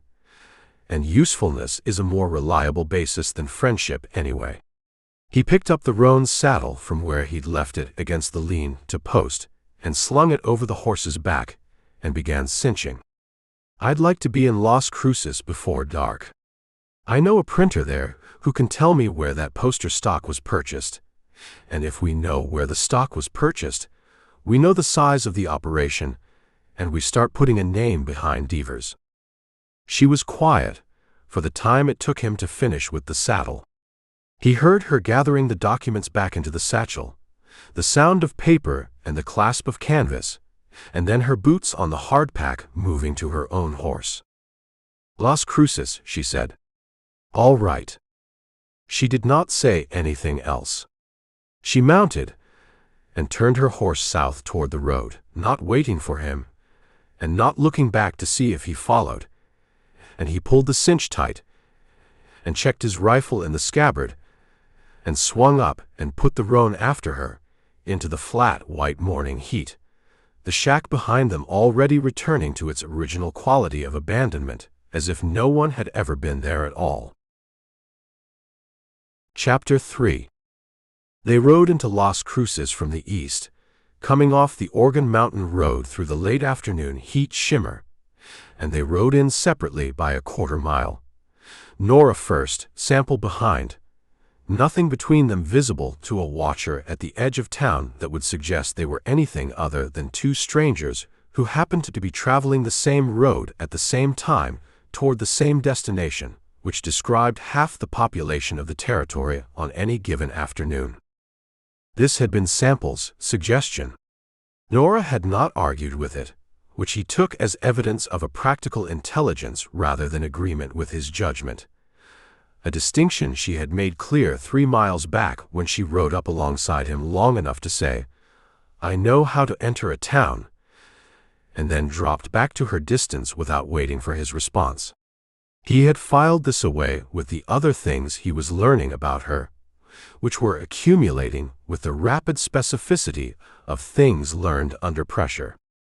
Las Cruces in the late afternoon carried the particular quality of a town that had been trying to become something larger than itself for a generation and had not yet succeeded or given up. The main street ran long and wide enough that the original planners had harbored genuine civic ambitions, but the buildings that lined it told a more complicated story. Brick and adobe and raw lumber in alternating sequence, the substantial next to the provisional, the permanent next to the temporary, as if the town kept changing its mind about what it intended to be. The Rio Grande ran a mile to the west, invisible behind the cottonwood bosque, and the water table it created made the valley floor green in a way that looked wrong against the surrounding tan of the desert, lush and improbable, a trick of geology. The streets held the working traffic of late afternoon. Freight wagons moving toward the warehouses on the south end, riders coming in off the range with the particular slump of men who had used up the day, women with baskets moving between the market stalls that lined the block north of the plaza. Sample moved through all of it at a walk, reading the faces he passed with the automatic cataloging of a man who had spent 2 decades looking for specific people in crowds, the mental process running underneath his awareness like a mill wheel running under a floor, present, turning, not requiring his direct attention but always working. He saw no one watching for him. He saw no poster on the boards he passed, which meant either the distribution had not reached this block or someone had pulled them, and he did not know which of those was better. He tied the roan at a rail 2 blocks south of the plaza and walked the rest of the way on foot, his hat brim level, his coat open in the heat, and the revolver accessible in a way that required no particular notice. Adelman's print shop occupied a narrow building between a saddle maker and a notary's office on the street that ran east of the plaza. The building had no sign beyond the name stenciled on the glass of the front window, Adelman, in plain block letters that suggested a man who considered his reputation sufficient advertisement. The window held a display of printed samples, a church program, a land auction notice, a dance card with an ornate border, a newspaper front page that Sample did not recognize as any of the territory's current publications, which meant it was a sample rather than a production. The glass carried a fine layer of ink dust that softened everything behind it slightly, the way gauze softens a wound. He pushed the door open. The shop smelled of linseed oil and metal, and the particular chemical sharpness of fresh ink, a smell that had an alertness to it, a quality of ongoing work. The press at the back of the room was a Washington hand press, old but maintained, the iron frame polished to a dull gleam and the bed clean.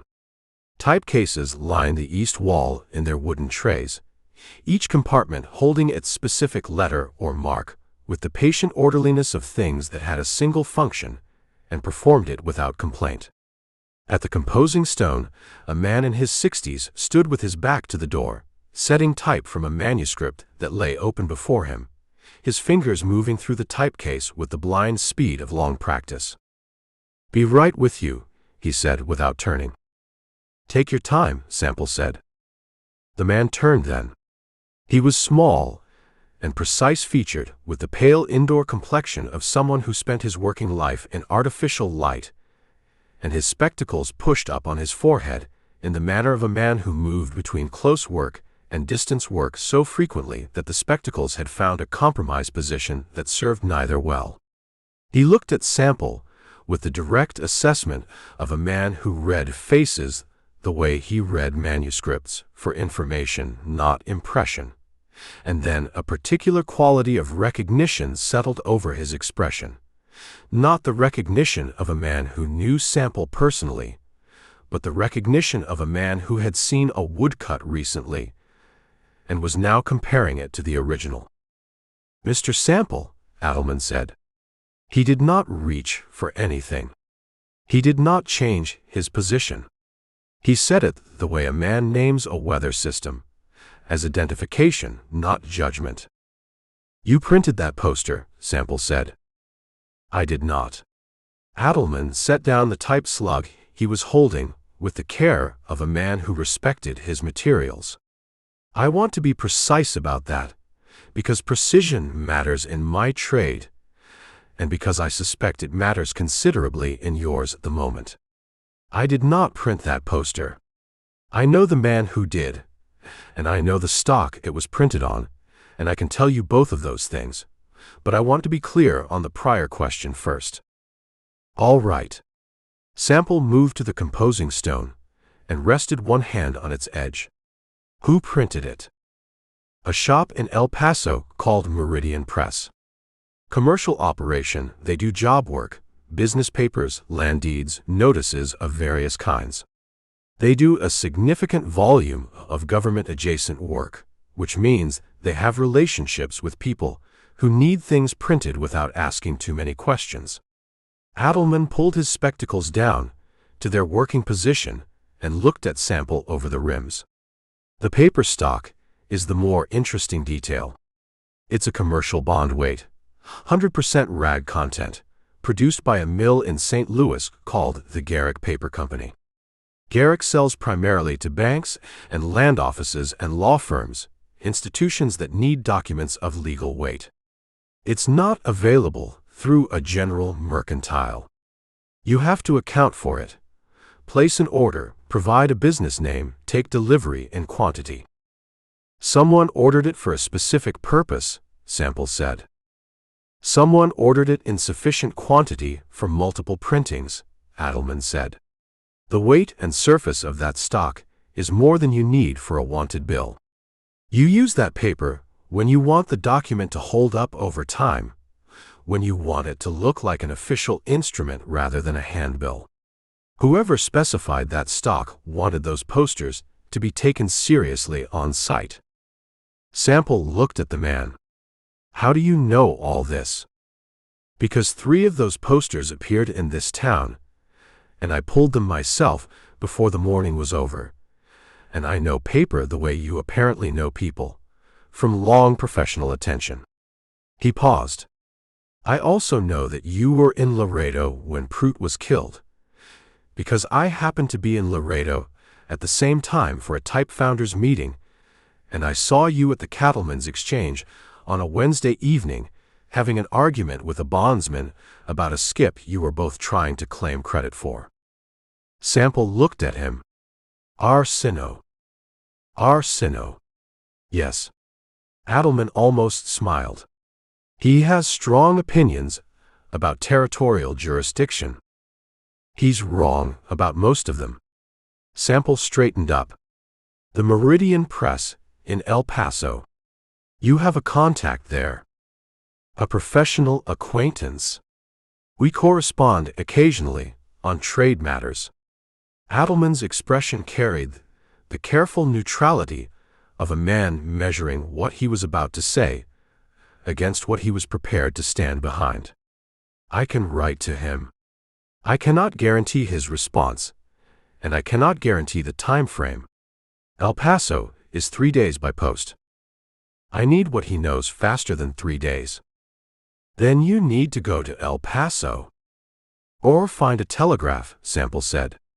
He looked at the press, the typecases, the careful orderly arrangement of a working shop.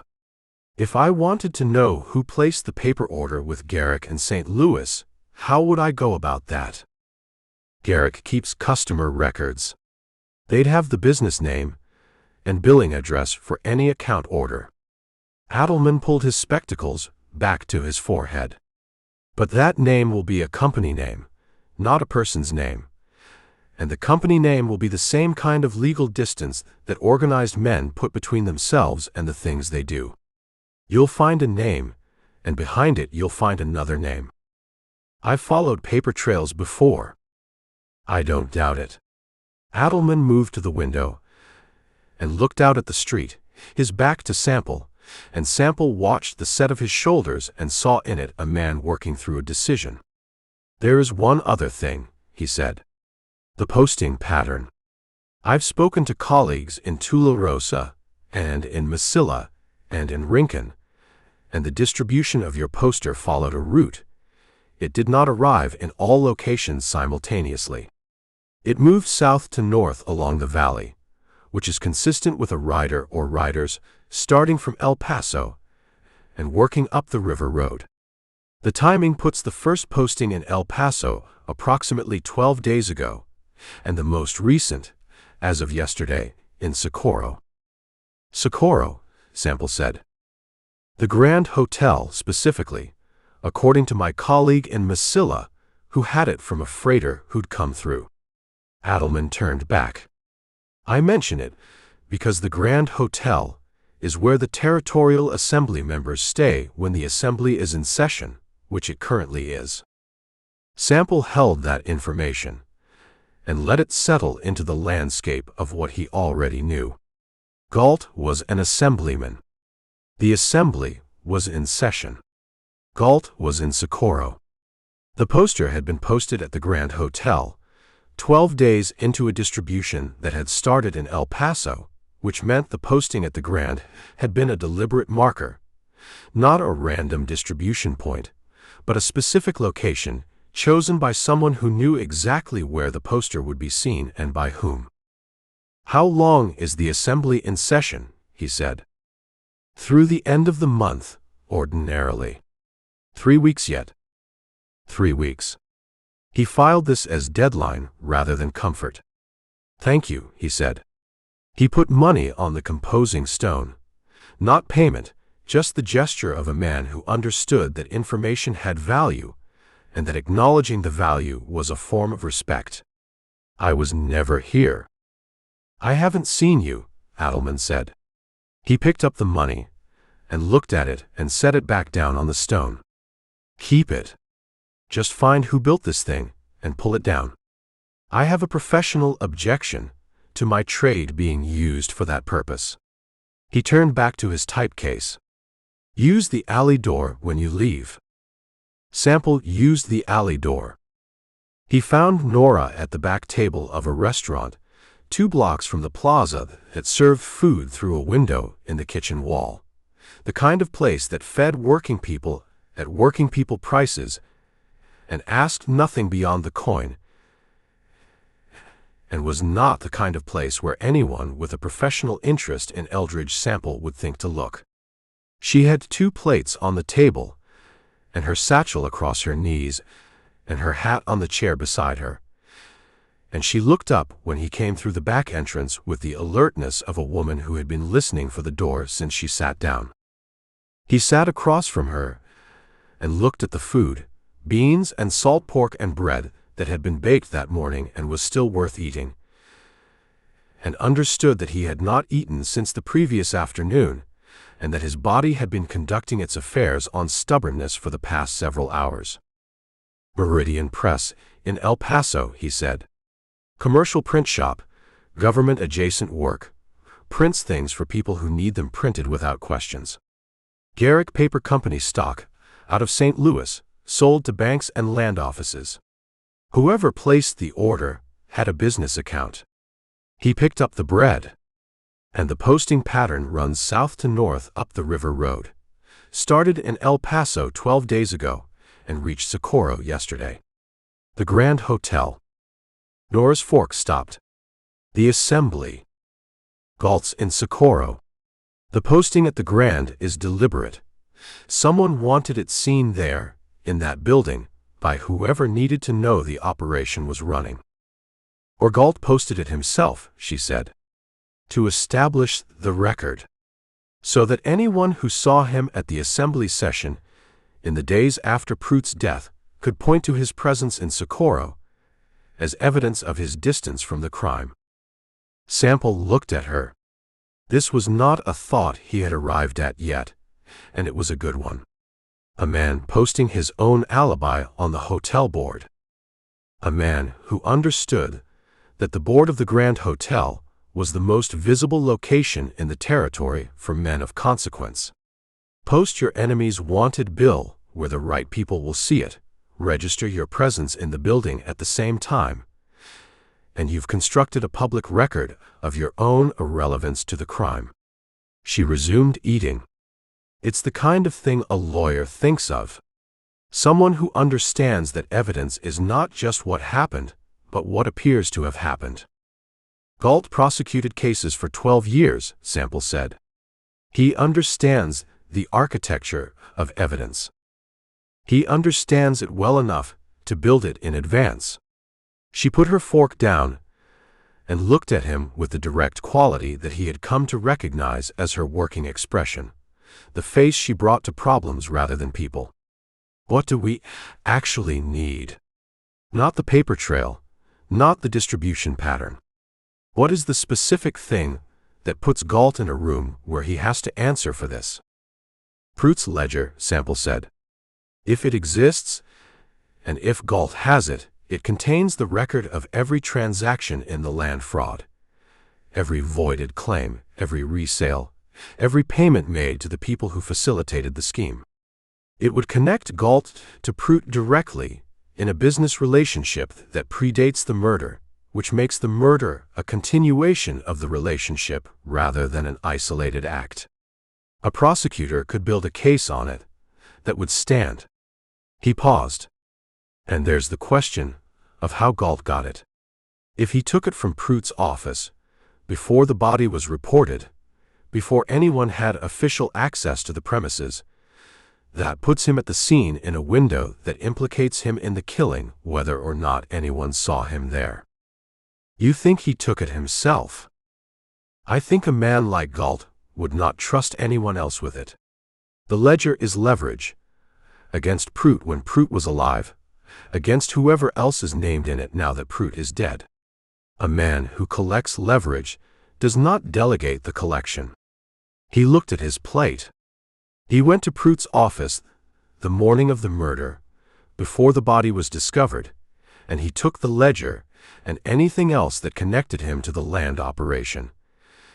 And then he went to Socorro for the Assembly session and posted my poster in the lobby of the Grand Hotel, and conducted his public life with the confidence of a man who believes he has cleaned the room behind him. But he hasn't, Nora said. He hasn't. Because he kept the ledger. Because men like Galt cannot throw anything away that might be useful later, and the ledger is the most useful thing he owns. It's the record of every person who participated in the scheme, which means it's leverage over all of them, which means it's power. And power is what Galt has been building his entire career. Sample ate a section of bread without tasting it. He kept it. I'd stake what's left of my professional reputation on it. Your professional reputation is currently worth $800 dead, she said. $200 alive. I know the price. She almost smiled. Not quite. So we need Galt in a room. With the ledger. Or we need to know where the ledger is, and get to it before Galt has reason to move it. He looked at her, across the table. Galt is in Socorro for 3 more weeks. His rooms at the Grand Hotel are as close to a fixed address as he's going to have between now and the end of the Assembly session. If the ledger travels with him, and I think it does because a man who collects leverage keeps it close, then the ledger is in those rooms. You're talking about breaking into a territorial assemblyman's hotel rooms. I'm talking about solving a problem, he said. The rooms or the man? One or the other. Preferably the man, because a man can be brought before a court, and a ledger cannot testify on its own behalf. But the ledger is how we get to the man. She sat with this. Outside the restaurant's back window, the evening had started its arrival, the light going from the flat white of midday to the warmer register of late afternoon, the shadows lengthening in the alley with the patient geometry of the turning earth. A woman's voice from the kitchen through the serving window, singing something in Spanish with the absent-minded quality of a person singing because the silence required filling, rather than because the song required an audience. "There's something else," Nora said. She opened the satchel and found a piece of paper that was not from her research collection. It was newer than the others, the fold fresh. She held it across the table. "This was on my horse's saddle when I came out of the stable. Someone put it there while I was inside here." He took it. A single sentence in a neat clerical hand. "You are looking for the right man, but you are looking in the wrong direction." Below the sentence, no signature, but a symbol, a small rendered compass rose, precise and miniature, the kind of drawing a man made who had trained hands and paid attention to detail. "Someone knows we're here," he said. "Someone knew we were coming here." She leaned forward. Which means either Soto talked faster than his ride out of the territory would allow, or there is someone else in this equation who has been watching Galt's operation long enough to know the players and chose this particular moment to communicate. Or both, Sample said. Soto talked, and this person already knew, and used Soto's talk as the trigger to move. He looked at the compass rose. The draftsmanship was deliberate, not a hurried note but a composed one. The wrong direction, meaning Galt is not the top of the structure, or meaning we're approaching Galt from the wrong angle, or meaning whoever wrote this wants us to think one of those things, and the note itself is a misdirection. He folded it and put it in his coat pocket. We keep moving. If whoever left this wants to talk, they'll find another way to say so. Notes on saddles are opening bids, not full conversations. They finished eating without further discussion, and Sample paid for both plates, and they went out the back, and he collected the roan from the rail, and they walked the horses south, away from the plaza, into the quieter streets of the town's southern end, where the traffic was thinner, and the buildings smaller, and the darkness was arriving with less ceremony. He needed to think, and he thought better moving. Cutter, Blaine. He had been working the name around the edges of his thinking since Norah had mentioned him at the shack, and now, with Adelman's information sitting alongside it, the shape of Blaine's function in the operation clarified. A U.S. Marshal's deputy, doing land title inquiries on properties in the Galt corridor, was not operating independently. A deputy marshal's access to federal records, to territorial survey documents, to tax assessor files across multiple counties, was an operational asset that a private land operation needed and could not purchase directly. Blaine was inside the machinery, not running it, not a principal, but a working part, providing the federal reach that made the title voiding process administratively seamless. He was being paid for his access, or he was being leveraged with something, and the youth of his rank suggested payment. A man climbing fast in the marshal's service either had talent or had a patron, and the talent, from Norah's description of his work, did not appear to be the primary explanation. "Blaine," he said. "The deputy. How long has he been in the territory?" 3 years, Norah said. She rode at his left, 2 feet of space between them, her eyes on the street ahead. "He came in from Denver. He moved up from deputy to senior deputy in 14 months, which is fast. The marshal he works under is a man named Chesterton, who is 63 years old and has been in his position for 9 years and is, by general account, more interested in his retirement than his caseload. So Blaine has effective operational authority for anything Chesterton doesn't want to look at. That's been my reading of it. And Chesterton doesn't want to look at land title work in the southern counties because it's administrative and tedious and doesn't produce the kind of arrests that justify budget requests. Which makes it exactly the kind of work Blaine can do without supervision and without anyone asking what it's producing. She glanced at him. Galt found a deputy marshal with ambition and a superannuated supervisor and put him to work in the gap between what the marshal's office was supposed to do and what it actually paid attention to. How old is Blaine? 28, perhaps 30. Hard to say. He has the kind of face that will look the same for 20 years. He's been promised something, Sample said. Not just paid. A man that age, moving that fast, taking this level of risk for Galt's operation, he's been told there's a future in it. A judgeship. A political appointment. Something that looks like a career rather than a transaction. And he believes it. He believes it because he's 28 and ambitious, and Galt is the kind of man who is very convincing about futures. Sample looked at the street ahead. The last of the evening light lay in long orange bars across the road, the shadows between them already fully dark. Blaine is the weak point. Not because he can be bought away from Galt.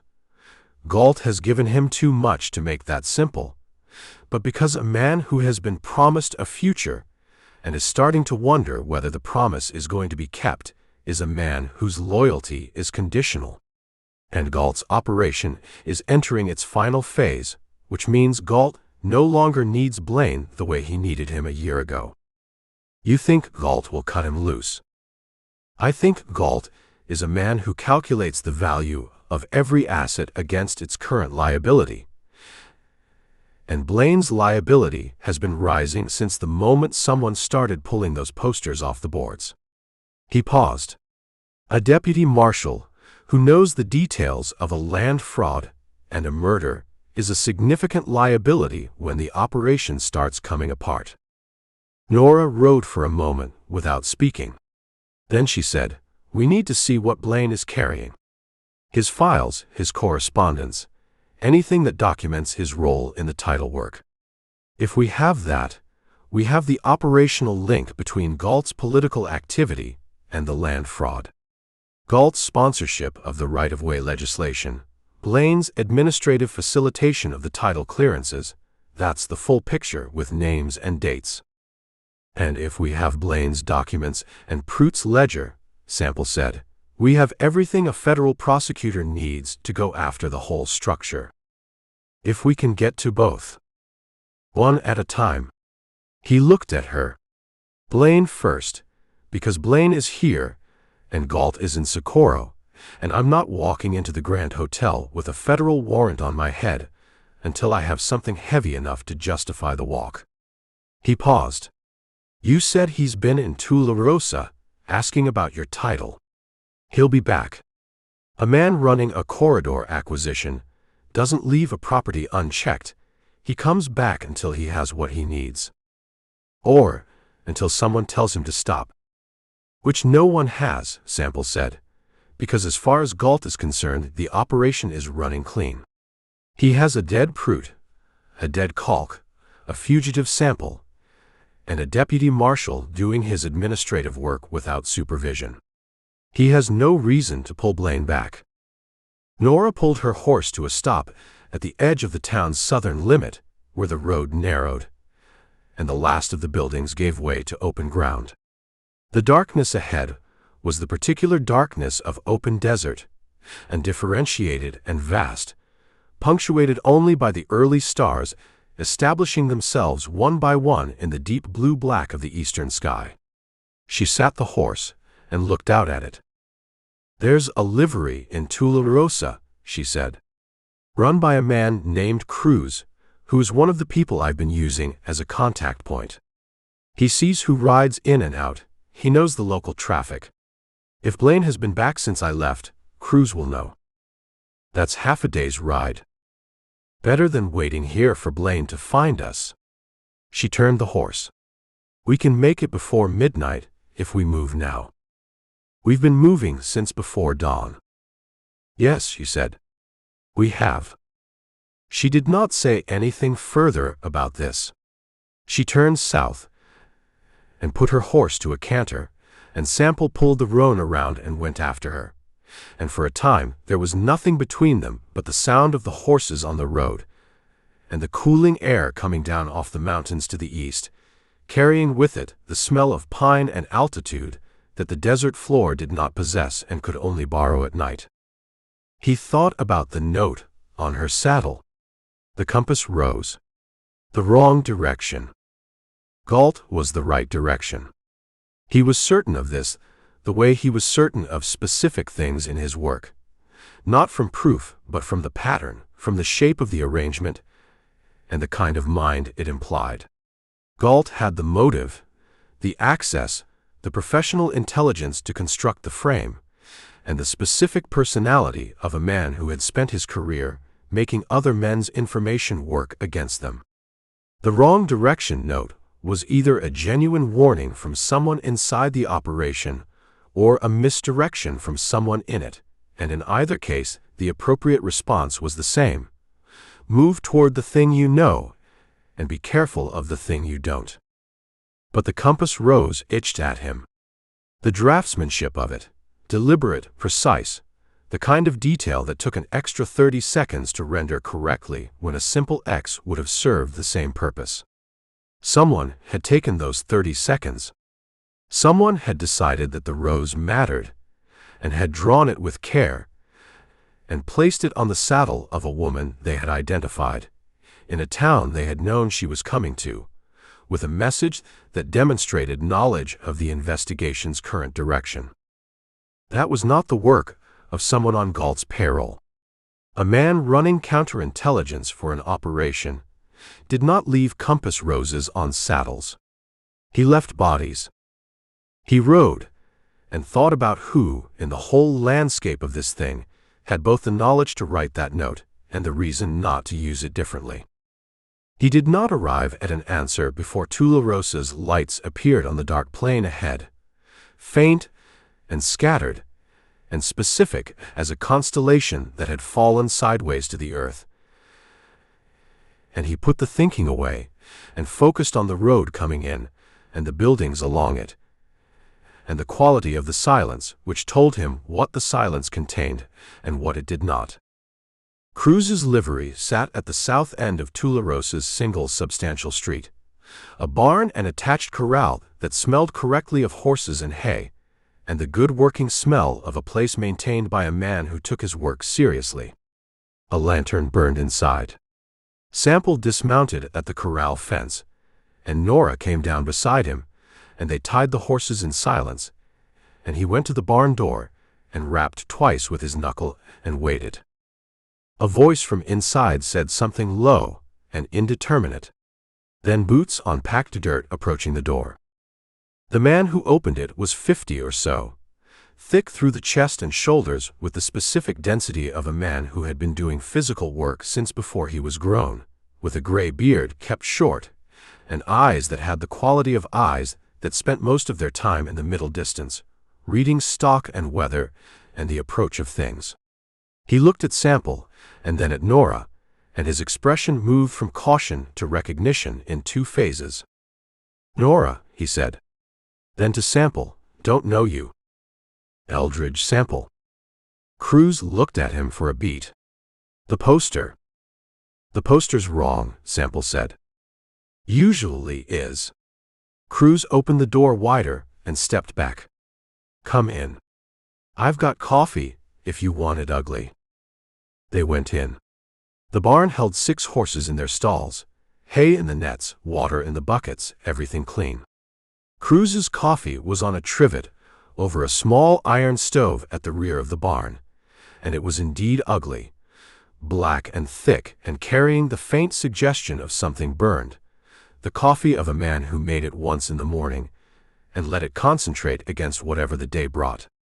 Sample drank it without complaint. It was hot, and it contained caffeine, and these were its two required properties. "Blaine," Nora said. "Has he been back?" Cruz settled onto a hay bale with his own cup. "Yesterday," he said. "And this morning?" "Came in yesterday afternoon, stabled his horse, went to the county recorder's office, and came back 2 hours later looking like a man who'd found something he wasn't expecting. This morning, he was at the tax assessor's before the office opened, waiting on the step." "What was he looking for?" Sample said. "Couldn't tell you specifically. But I can tell you that between yesterday and this morning, he sent 3 telegrams from the station. I know the telegrapher, young man named Croft, who is not entirely discreet, which in most circumstances is a character flaw, and in this one is useful." "The content of those telegrams," Nora said. "Croft didn't read them to me, but he told me they were all addressed to the same place." Cruz looked at his coffee. "Grand Hotel, Socorro. Care of T. Galt, Assemblyman." The barn was quiet for a moment, except for a horse shifting in its stall and the small sound of the stove working through its fuel. 3 telegrams in 2 days, Sample said. Something changed in Blaine's understanding of the situation. "Something he found in the recorder's office," Nora said. She turned to Cruz. "Did he take anything out of the recorder's office? Any documents?" "Not that Croft saw. But Croft works the telegraph, not the recorder's office. He saw Blaine go in and come out, that's all." Sample put his cup down on the edge of the stove. He thought about what a deputy marshal would find in a county recorder's office that would send him to the telegraph 3 times in 2 days to an assemblyman in Socorro. Not title documents. Blaine had been through those already. They were his professional domain. He would not be surprised by anything in the title records. Something else.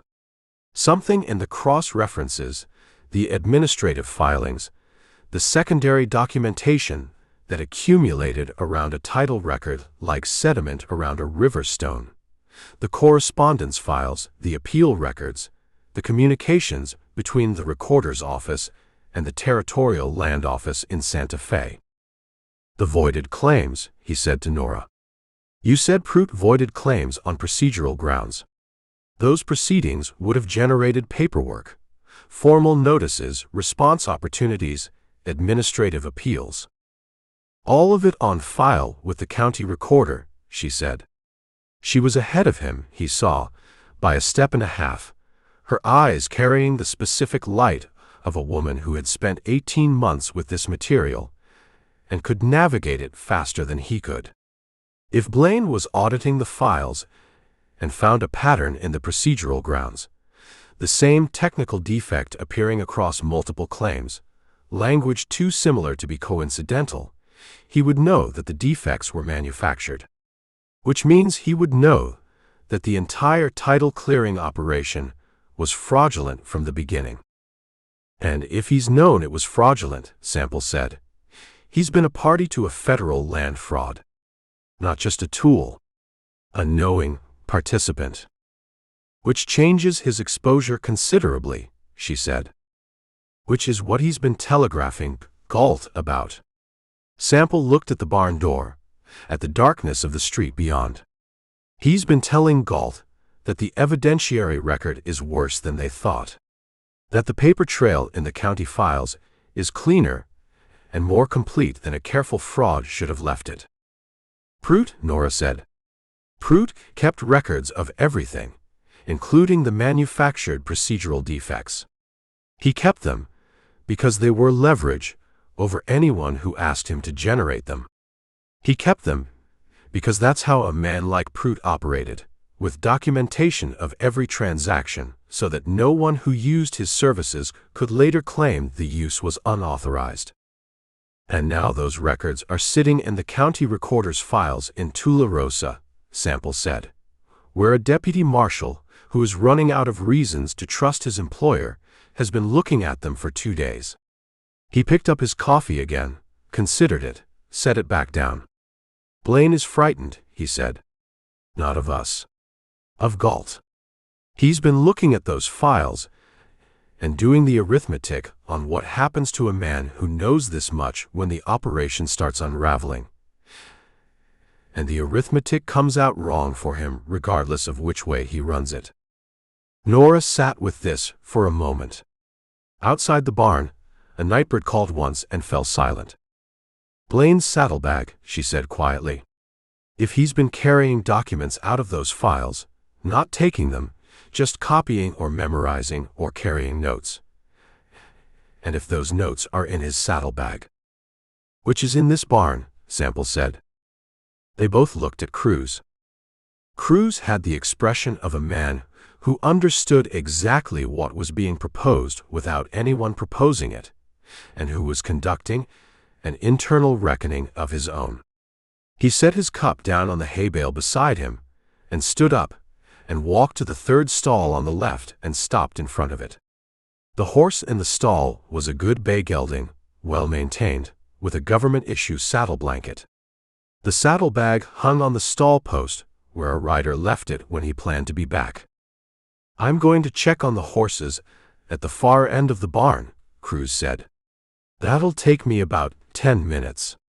A man's property is his own and I don't interfere with it. He looked at Sample directly. I don't know anything about anything. You never saw us, Sample said. Saw who? Cruz walked to the far end of the barn, his boots deliberate on the packed dirt, and began making the sounds of a man attending to horses. Sample moved to the stall post and lifted the saddlebag down with the care of a man handling something that mattered. He carried it to the light of the lantern and opened the left pocket and went through it with systematic attention. A folded map of the southern counties with pencil lines that were not the printed lines, hand-drawn additions marking specific parcels, the same parcels he recognized from Norah's research spread, connected now by a deputy marshal's deliberate pencil, into a shape that confirmed the corridor beyond any doubt. A leather notebook with the initials CB stamped on the cover, the pages dense with dates and parcel numbers and transaction amounts in a small, precise hand. A folded letter, unsealed, that he opened and read and handed to Norah without comment. She read it. Her face did not move. She read it again. Blank warrant papers, she said. Her voice had a quality he had not heard in it before, not alarm, something colder. Pre-signed. Federal judge's signature. Galt has a federal judge in the arrangement, Sample said. Or Galt has something on a federal judge that produces the same result. She turned the paper over. On the reverse, in different ink, a partial letter, broken off mid-sentence, as if the writer had changed his mind about committing the thought to paper. The handwriting was not Blaine's small, precise hand. It was larger, more assertive. The handwriting of a man accustomed to writing things that other people acted on. The partial sentence read, "The sample problem is nearly resolved, and when it is, we can move to the final." And then nothing. The sentence incomplete.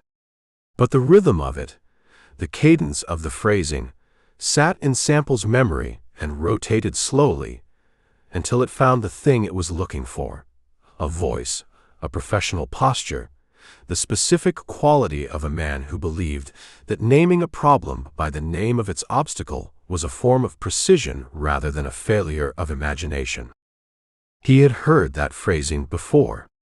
Not those specific words, but that precise construction. The obstacle named, the resolution assumed. The forward motion treated as inevitable by a man who had never seriously entertained the possibility that his plans did not come to pass. He had heard it in a courtroom 15 years ago, in the closing argument of a territorial prosecutor who had looked directly at him and used the word disreputable 3 times and lost the case anyway, and walked out with the specific expression of a man filing the loss away for later use. "Galt wrote this," he said. Nora looked up from the paper. "You're certain?" The way a man is certain about a voice he's heard before. He folded the letter back to its original creases. He wrote it to Blaine, and then thought better of sending it with the warrant papers, and left it in the bag instead of destroying it, because Galt cannot throw anything away that might be useful. Even evidence of his own guilt. Especially that. Sample began replacing the items in the saddlebag with the careful precision of returning each to its original position. He worked from memory of the order he'd found them, replacing the map first, then the notebook, then the letter. "Blaine knows," he said. "He knows what the warrant papers mean, and he knows what the letter means, and he's been sitting in this town for 2 days sending telegrams to a man who is now calculating whether Blaine is more valuable as a working deputy marshal or as a problem that has been resolved." He replaced the saddlebag on the stall post and stepped back and looked at it hanging there in the lantern light, ordinary worn leather, the property of a young man who had made one careful calculation too many and was only now beginning to understand what it was going to cost him. "We need to move before morning," he said. From the far end of the barn, the sound of Cruz's boots on packed dirt, coming back at the pace of a man whose 10 minutes had elapsed. Nora had the satchel closed and over her shoulder and her hat on. She looked at Sample with the expression he was coming to read as her version of readiness. Not eagerness, nothing so warm as that, but the focused forward attention of a woman who had identified the next step and was prepared to take it regardless of the cost. "Socorro," she said. "Socorro," he agreed. "But not tonight. Tonight we need distance from this barn, before Blaine comes back and finds his bag has been touched." He looked at the door. "I need to think about how we get to Galt without walking through the front door of a hotel where the territory's law is convened for 3 weeks. "And the warrant papers," she said. "If Galt has more sets of those." "He does," Sample said. "Which means by morning there may be a new warrant with a name on it that isn't mine." He looked at her directly. "He doesn't need to frame me anymore. He just needs to make the problem disappear. The blank papers are how he does it." Cruz arrived at the lantern's edge and stopped and looked at the two of them and at the saddlebag hanging undisturbed on the stall post, and his face held the expression of a man who had seen nothing and intended to continue seeing nothing until circumstances changed his mind. "Ride safe," he said. They went out into the dark and untied the horses and mounted and rode north, away from Socorro, away from the road, into the open ground between things, and behind them in the third stall, the bay gelding shifted in its stall and blew once through its nose and settled, and the lantern burned low, and Cutter Blaine's saddlebag hung on the post in the diminishing light and held its secrets for the time being. Chapter 4. "You're going to get us both killed," Nora said. "I want to say that before we go any further." "That's possible," Sample said. "But right now, the alternative is you lose your land and I hang for a murder I didn't commit, so killed starts to look reasonable by comparison." "That's not a plan. That's a rationalization." "The plan comes in a minute." The rationalization was free. They were in a dry wash 6 miles north of Tularosa, the horses picketed on the grays that grew sparse and yellow along the wash's edge. A half-moon sat high enough to light the open ground, but not the wash itself, and they sat in the shadow of the cutbank, and Sample drew in the dirt with a stick while Nora watched what he drew and said nothing that indicated agreement. The stick scratched a long rectangle for the Grand Hotel in Socorro. A smaller shape to its north for the telegraph office. 2 lines for the streets that flanked the hotel.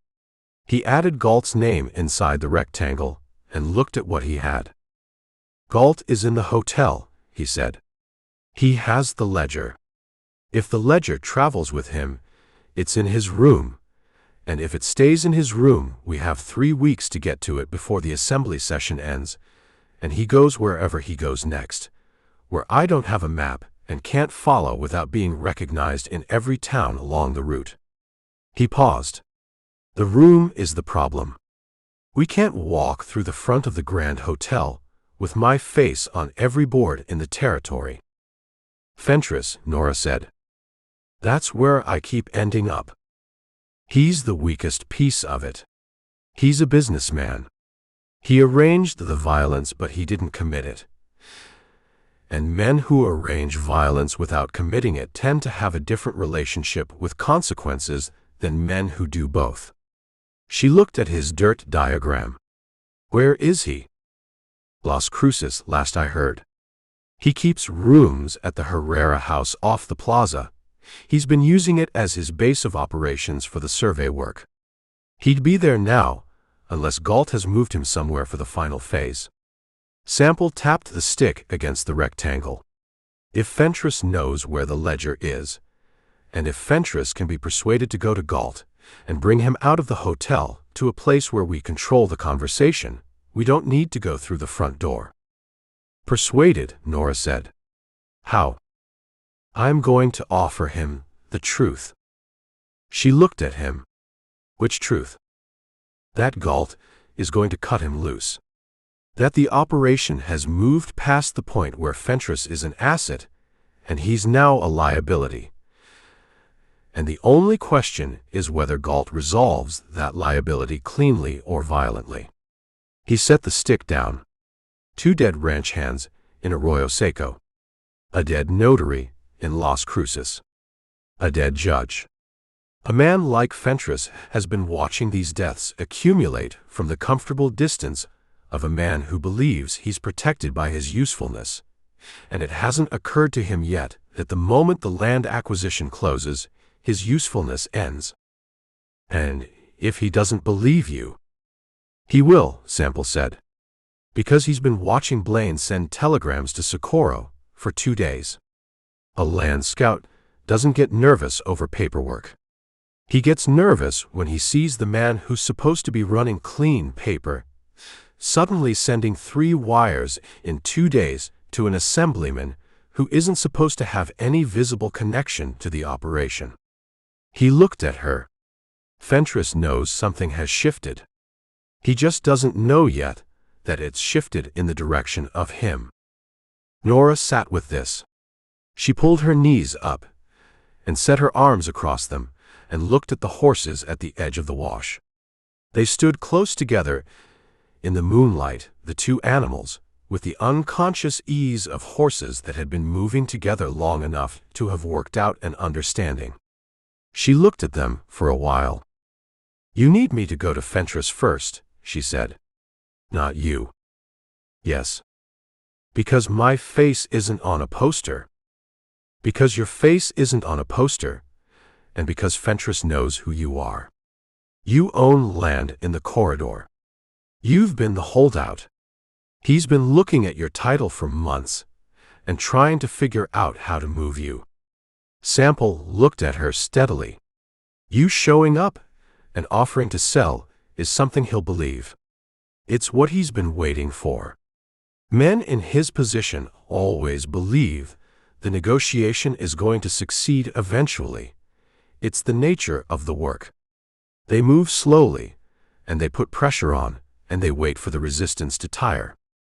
And when I have him sitting down and talking about price, I come through whatever door you leave open for me. She turned that over, looking at the dirt map. Something moved behind her eyes, not reluctance, not fear. The look of a woman checking the geometry of a problem to see if it held. He'll have someone with him, she said. Almost certainly. So I walk in, and I sit down, and I tell him I want to sell, and I get him talking while you come in behind whoever is watching the door. You'll need to keep him talking long enough. He'll want to telegraph Galt before he commits to anything. Then I'll make the price interesting enough that he wants to negotiate before he reports it." She looked up at Sample. "I know what Fentress wants. I've been reading his pattern for a year. He wants the water access on my northern boundary more than he wants the acreage itself. The railroad can survey around the land if it has to, but it can't survey around water in this country. I'll offer him the water rights separate from the deed. Give him a reason to think he can get more than he came for. That buys time." Sample looked at her for a moment. He had spent a long time in rooms with men who were good at their work, and what he recognized in Nora Vane was something he had seen only occasionally in those rooms, and almost never in the rooms where the work was dangerous. She thought forward. Most people under pressure thought about where they were. She thought about where the situation was going, and positioned herself ahead of it. It was the rarest thing he knew, and it had nothing to do with courage and everything to do with a particular architecture of mind. He almost said this. He said instead, "The Herrera house is on the south side of the plaza. I'll come in through the kitchen passage, off the alley. I know where the kitchen passage is." She stood and brushed the dirt from her riding skirt. "We leave at first light. I want to be in Las Cruces by mid-morning, before Fentress has had time to settle into his day." "A man settled into his day is harder to move," Sample agreed. "I know that." She walked to her horse and loosened the picket line enough for the animal to graze the better grass at the wash's far edge. "Get some sleep, Eldridge. You look like a man who's been awake for 2 days." "I've been awake for 2 days." "Then sleep." He did not sleep. He lay on his bedroll in the shadow of the cut bank and looked at the moon moving and thought about what he knew and what he was missing and what the gap between those two things was likely to cost. He had been doing this kind of thinking for 20 years, the inventory before an action, the cold accounting that separated what was probable from what was hoped. He was good at it. He was good at it in the way a man becomes good at anything he does long enough and survives the cost of his mistakes. The cost in this case was already running high. 2 dead men at a burning ranch, a bounty circulating through every gun hand in the territory, and a plan that depended on a land scout making a rational decision under pressure. Men under pressure frequently failed to make rational decisions. This was the fundamental problem of Sample's profession, and he had never found a clean solution to it, only workarounds. He lay there and thought about Blaine. The deputy marshal was the element he could not fully calculate, the variable that sat outside his model of the situation. Blaine knew too much and had been sending telegrams to the man responsible for that knowledge being dangerous. That was the move of a man trying to manage a problem by keeping both parties informed, keeping Galt current while keeping himself positioned as indispensable. But indispensability had a shelf life. Galt would see through it. Galt had been managing indispensable people his entire career, which meant he had also been managing the moment when they ceased to be. The moon finished its arc. The horses moved at their pickets. Sample watched the stars and did not sleep, and when the eastern sky began its first gray suggestion of color, he was already sitting up with his boots on. They rode into Las Cruces from the north, before the town had properly committed to the day, the streets holding the specific provisional quiet of an hour when the night's business is over and the day's has not yet begun. A rooster somewhere stated his position on the matter. A dog moved along the far side of the plaza with its nose to the ground and its agenda its own. The Herrera house sat at the south end of the plaza's western flank, a two-story adobe building with a covered walkway along its ground floor, and a garden wall that ran from the building's south corner to the street, enclosing a small interior courtyard where Sample knew from a previous stay the proprietor kept chickens and a fig tree that had no business being alive in this climate and survived through sheer stubbornness. Sample left the roan in the alley behind the building and worked around to the kitchen entrance on foot. The kitchen door was open. It was always open in these establishments before the heat arrived. And the cook, a woman of 60, who moved through her domain with the ownership of someone who had been running it since before the current proprietor was born, looked at him when he came through and did not say anything. He put $1 on the counter. She looked at it and looked away and continued working. He moved through the kitchen into the corridor beyond it. The Herrera house had 8 rooms on its ground floor, arranged along a single corridor that ran front to back, with a staircase at the corridor's midpoint leading to 8 more above. Fentress would be in one of the upper rooms. Men who spent other people's money on accommodations took the upper floors for the cross-ventilation. Sample knew which room from the information Nora had gotten from crews in Tularosa. Second floor, third door from the stairs, the room with the balcony that looked south over the garden wall toward the street. He took the stairs 2 at a time, slowly, the way a man moves when noise matters. He found his position at the corridor's end, in the shadow of the landing's overhang, where he could see Fentress's door and the stairhead and the single window at the corridor's far end. He settled in and waited.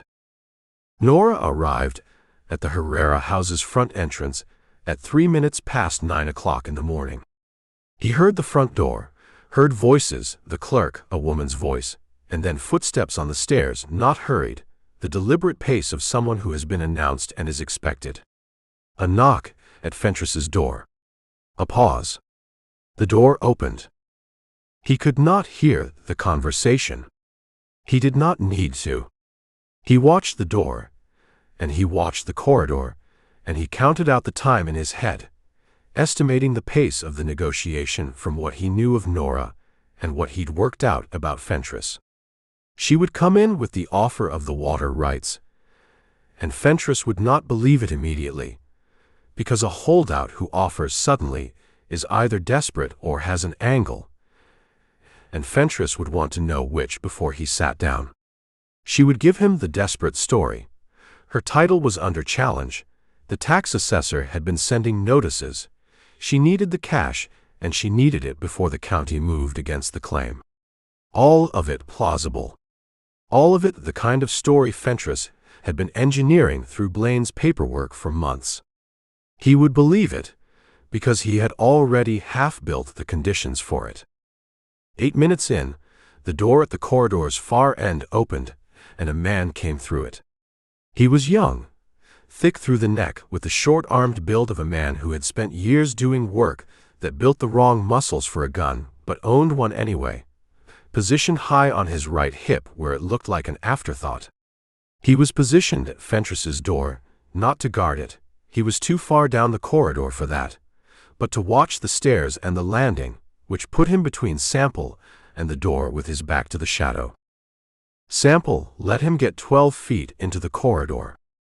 He came off the wall and crossed the distance between them in 4 steps, and got the man's right wrist with his left hand before the man had finished turning, bending the wrist inward against its joint and pressing down until the man's knees bent to follow the pain. His right hand came across and took the revolver out of the man's holster and put it in his own coat pocket and said, close to the man's ear, "I'm going to press this joint until you sit down on the floor, or you can sit down on the floor now and I won't press it. Choose." The man sat down on the floor. Sample put him against the wall with his hands behind his back and used the man's own belt to secure the wrists, improvised but functional, tight enough to require tools to remove. He did this without drama, and with the economy of a man doing a task he has done often enough to have removed everything unnecessary from the process. He took the man's hat and put it over his face so that anyone coming up the stairs would see a man dozing against the wall rather than a man with his hands behind his back. He went to Fentress's door and knocked twice and opened it. The room was large by Herrera house standards, 20 feet by 15, with the south-facing balcony doors standing open to the morning air and the garden wall visible below. A writing desk against the east wall held a leather document case open, with papers spread around it in the organized disorder of a man in the middle of work. A second chair had been brought from somewhere and placed across from the room's armchair, where Nora sat with her satchel across her knees and her back to the door, and where Ord Fentress sat facing her and consequently facing Sample when Sample came in. Fentress was a compact man in his late 40s, with the kind of face that had once been handsome in a broad, unremarkable way, and had drifted over years of outdoor work into something harder and narrower, like a river cutting through soft stone. He wore a good suit, trailed dusty at the cuffs, the suit of a man who dressed for the meeting rather than the road. He had a pencil in his right hand from his note-taking, and he held it there for a moment after Sample came through the door, as if deciding whether the pencil was going to be useful in his current situation. He decided it was not, and set it on the arm of the chair. "Mr. Sample," he said. He said it the way a man names a complication he had expected but hoped to postpone. "Mr. Fentress." Sample closed the door behind him and moved to the writing desk and turned one of the chairs to face the room and sat down. He did not draw the revolver. He put his right hand on his knee where it was visible and still. "Nora has been telling you about the water rights." "She has." Fentress looked at the door Sample had come through, and at Nora and back at Sample. "Running his numbers." "Where is Darrow?" "Sitting in the corridor." Sample looked at him without urgency. "He's fine. He'll be better in about an hour when the feeling comes back to his hands." He let that land. "The water rights offer is real. We're not here to threaten you or take anything from you. We're here to have a conversation that's in your interest to have, and I'd like you to hear what I have to say before you decide whether to call for help. I notice you're not giving me the option of calling for help first." "No. That option passed when I came through the door." He paused. "You're not in danger. I want to be clear about that. I have enough problems in this territory without adding an assault on a railroad man to them. What I need from you is information and a small piece of your time, and what you get in return is a warning that I think you'll find valuable." Fentress looked at the pencil on the arm of his chair. He looked at Nora. He looked at Sample. He was doing the arithmetic of his situation, and the arithmetic was not pleasant, and the unpleasantness was visible in a small compression around his mouth, and a stillness in his hands that a looser man would not have managed. He was frightened, and he was holding it, which told Sample he was smarter than he looked and possibly smarter than Galt had accounted for. "Say what you came to say," Fentress said. "Cutter Blaine has been in Tularosa for 2 days going through county records," Sample said. "He sent 3 telegrams to Galt at the Grand Hotel in Socorro. Whatever he found in those records scared him, and whatever he told Galt scared Galt, because Galt is now sitting in a hotel room in Socorro with a territorial assembly session as his alibi and a problem he did not anticipate." He watched Fentress. "You know what the problem is." "I don't know what you're talking about." "Prout kept records," Sample said. "He kept them because a man in his position didn't survive on trust. He survived on documentation. The procedural defects he manufactured for the claim voidings, the ones that cleared the corridor, he wrote them down. Dates, parcel numbers, the specific legal language used, and probably the payments he received for generating them. Those records are in the county files in Tularosa because Prout filed them there, and he filed them there because he needed them to appear legitimate. And legitimate filings go into the public record. He let Fentress sit with that. Blaine found them. Blaine is smart enough to understand what a pattern of identical, procedural defects means. He also found, apparently, enough of the payment trail to understand his own position. Fentress's jaw moved. A small motion, barely visible. "Here's your position," Sample said. Galt needed Prout to clear the corridor. Prout is dead. Galt needed Blaine to manage the administrative side. Blaine now knows too much and is frightened enough to be sending telegrams, which means Blaine is a loose thread. "And you," he stopped. "What do you bring to the table, now that the survey is done and the acquisition is within reach of closing? The land scout's job is finished. The railroad's lawyers take it from here. You know where the bodies are, literally and otherwise, and Galt is a man who solves problems by removing them." He looked at Fentress without apology or drama. "You're a problem." The room was quiet. On the balcony, a pigeon landed on the railing and looked in and decided against whatever it had been considering. "You're trying to scare me into helping you," Fentress said. "I'm telling you what the numbers say. You can evaluate them yourself." Sample looked at the document case on the writing desk. "You've been in this territory for 2 years. You've watched Prout die and Calk die, and 2 ranch hands south of Arroyo Seco die. You've watched Galt post a federal wanted bill on a man who was in Laredo when the murder happened. You're not a stupid man, Fentress. You can see the direction this is running." Fentress looked at Norah. She met his eyes and did not offer anything. "What do you want?" he said. "Galt," Sample said. "Out of the hotel and into a room where I can have a conversation with him. A room that isn't the Grand Hotel with the Territorial Assembly in session and 12 deputies available for the asking. And if I do that, you walk away. Not clean. There's no clean available for anyone in this arrangement at this point. But you walk away intact, and you have time to construct whatever distance you can between yourself and the closing of this deal before the federal paperwork catches up to it." He paused. "If you don't, you stay in the arrangement, and you take your chances with how Galt decides to handle loose threads." Fentress was quiet for a long time.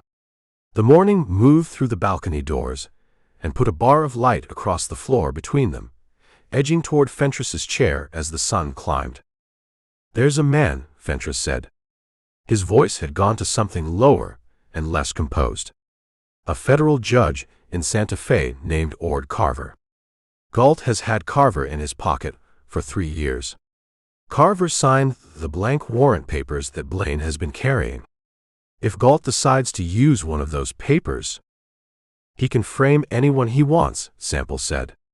"Yes, I know about the papers." Fentress looked up sharply. "How?" "The same way I know about most of this. Someone else in this arrangement has been looking at the mathematics of their situation." Sample watched the comprehension move through Fentress's face. "You're not the only one who's been adding it up." "Blaine," Fentress said.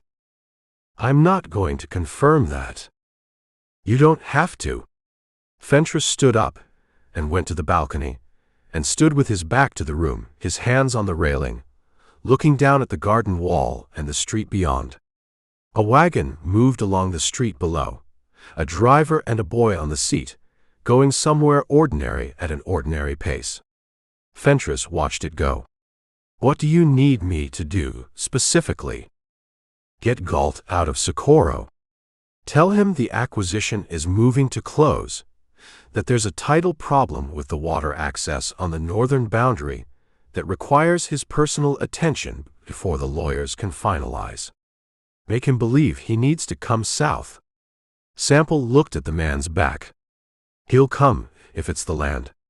He won't leave Socorro for anything else right now. He's positioned himself too carefully at the assembly session to break the alibi unnecessarily. But the land is the whole point of the operation. He'll come for that. And you want him somewhere specific.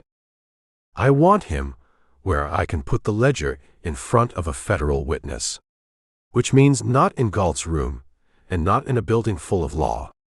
He looked at Norah. There's a town called Engel, 40 miles north of here on the river road. A cantina there called La Paloma. It runs a back room for private business. Tell Galt you've arranged a meeting with the seller to finalize the water rights, that you need him there because the seller won't deal through an agent. He paused. Tell him the seller is Nora Vane. Fentress turned from the balcony. He knows who she is. He knows she's been the holdout. He'll believe she's finally breaking. He'll bring men. He'll bring one or two. He won't bring a posse to a private land negotiation. It's not the kind of meeting that looks better with armed witnesses. Sample stood. Wire him today. Tell him the meeting is in 3 days. That gives us time to arrange Engel, and gives him time to travel from Socorro. Fentress stood at the balcony and looked at Sample with the eyes of a man who has run out of better options and knows it, and is not happy about the knowing. If this goes wrong, it won't go the way you're afraid of, Sample said. I need Galt talking, not bleeding. A dead assemblyman doesn't clear my name. A talking one, in front of the right witnesses with the ledger on the table, does. He picked up his hat from the desk where he'd set it. 3 days. La Paloma in Engel. He did not wait for an answer. He went out and pulled the door closed behind him, and stepped over Darrow's legs in the corridor, and went down the stairs and through the kitchen and out the alley door, and stood for a moment with his back against the building's exterior wall, and breathed the morning air, which smelled of the fig tree in the courtyard, and underneath that, the perpetual mineral smell of desert dust that underlay everything in this country like a bass note under melody. He heard the kitchen door behind him, and turned. Norah came out and pulled the door closed and stood next to him against the wall. He'll do it, she said. I know. He was already making his peace with the decision before you finished talking. I watched his face. She looked at the alley. He's been frightened for a while. You gave him a direction to run in. That's all a frightened man needs. She paused. The judge in Santa Fe. Carver. That's something we didn't know. It explains the blank warrants. He thought about the reach of it. A federal judge signing pre-authorized warrants for a territorial assemblyman's private use. If Carver was in Galt's arrangement, then Galt's exposure went all the way to the federal bench, and the federal bench went all the way to Washington. And the weight of what they were carrying had just increased considerably. We can't go after Carver. We don't have time, and we don't have standing. But we need whoever prosecutes Galt to know about him before the case gets to the federal level. The ledger, Norah said. If Galt has been documenting his payments the way Prout documented his, Carver's name is in the ledger. Which is another reason Galt keeps it close and doesn't destroy it. Sample looked down the alley. He has leverage over Carver the same way he had leverage over Prout. He can't use the leverage if the documentation doesn't exist. He picked up the roan's reins from the hitching post. We need to move. Fentress will send the wire within the hour, and once Galt knows there's a meeting, he'll send Blaine to verify the situation on the ground before he commits to traveling. Blaine is in Tularosa. Blaine is between Tularosa and here. A man sending 3 telegrams to his employer from a county seat doesn't stay in the county seat and wait. He moves toward the center of whatever's developing. Sample mounted. If Blaine comes south and sees us in Las Cruces, the plan changes in ways I can't predict. They rode out the south end of the alley and turned east, away from the plaza, moving at a pace that was purposeful without being the pace of people running from something, which was a distinction that mattered in a town where purposeful and fleeing looked similar from a distance, and only the quality of the motion separated them. They were 4 miles east of Las Cruces, on the road that ran toward the Organ Mountains, when Nora pulled her horse to a stop and sat looking at the road ahead. Sample pulled up alongside her. "What?" "Kale," she said.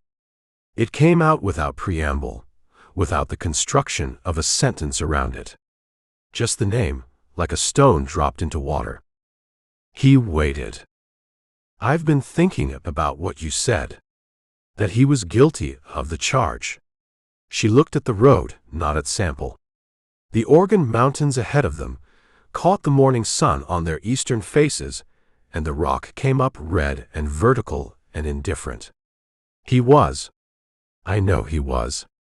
I knew at the time. Kale was not a man who resisted what he wanted because it belonged to someone else. That was his nature.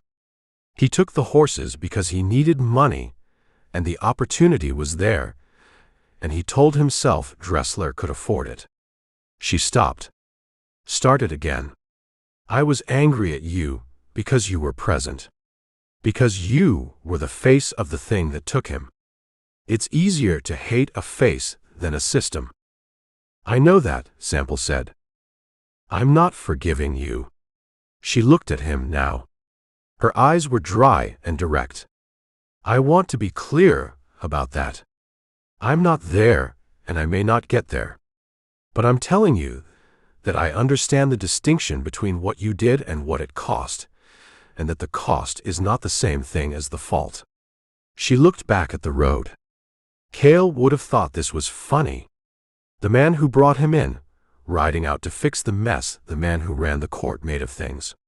He had a sense of irony. Did he? Terrible sense of irony. He found things funny that weren't funny. It drove me insane.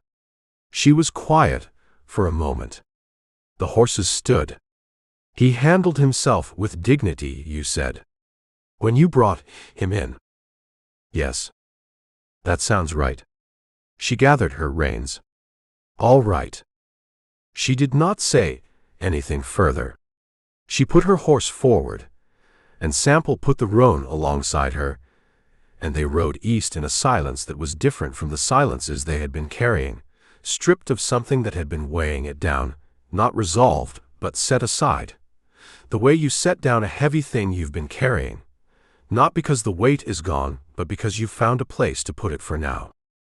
He looked at her profile against the mountain and thought about what it had cost her to say what she'd said, and thought about what it had cost her brother, and thought about the difference between justice and what actually happened in its name, which was a distinction he had been aware of for 20 years without resolving it, and did not expect to resolve today. They rode. 3 hours east, they made camp in the foothills above the valley floor, where a rock overhang gave shade, and the elevation gave sightlines to the road below.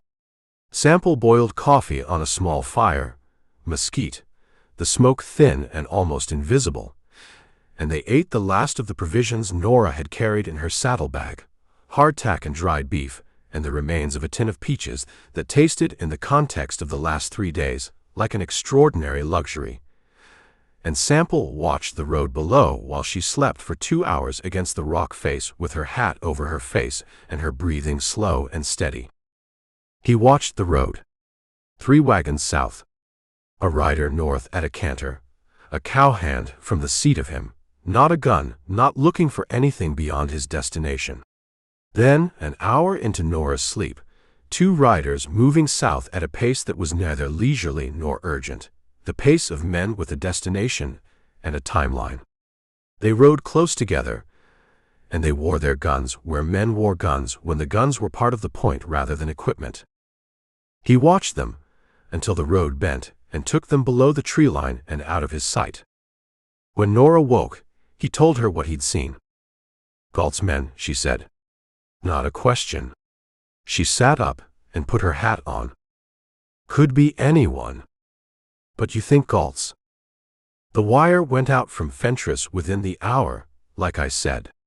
If Galt had a rider already in Las Cruces, and a man running an operation with this many moving parts has eyes in Las Cruces, he could have had a response on the road in 2 hours." He looked at where the riders had disappeared. "Blaine is between here and Tularosa. If those two are going to meet him, the three of them together are going to figure out fairly quickly that Fentress has been talking to someone he shouldn't have. Which means Fentress is in trouble. Fentress is in the trouble I told him he was in. He'll run if he's smart. He has money and connections and a head start." He turned back to camp. "Our problem is that if Galt knows the arrangement has been compromised, he won't come to Engel for the meeting. He'll take the ledger and move somewhere we don't know about, and we'll be back to nothing with a federal warrant still running." Nora sat straight and looked at him with the focused attention she brought to problems. "Or he'll come to Engel angry and armed and looking to end it rather than negotiate it." "Yes.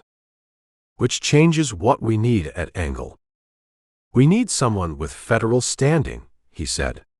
"Someone who can receive Galt's testimony or Galt's arrest in a capacity that makes it legally actionable rather than just two people's word against an assemblyman's." He looked at her. "Blaine."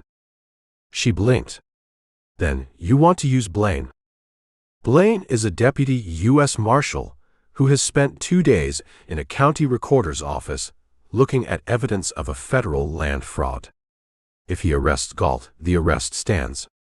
If we bring Galt in, we're a fugitive and a woman with a personal grievance, and Galt's lawyers have it dismissed before the ink dries." He sat down across from her. "Blaine is scared. He sent those telegrams because he was trying to manage both sides of his situation simultaneously, but that's a game that ends. He is going to have to choose between Galt and his own survival, and when he makes that choice, he needs somewhere to go. You're going to offer him a way out.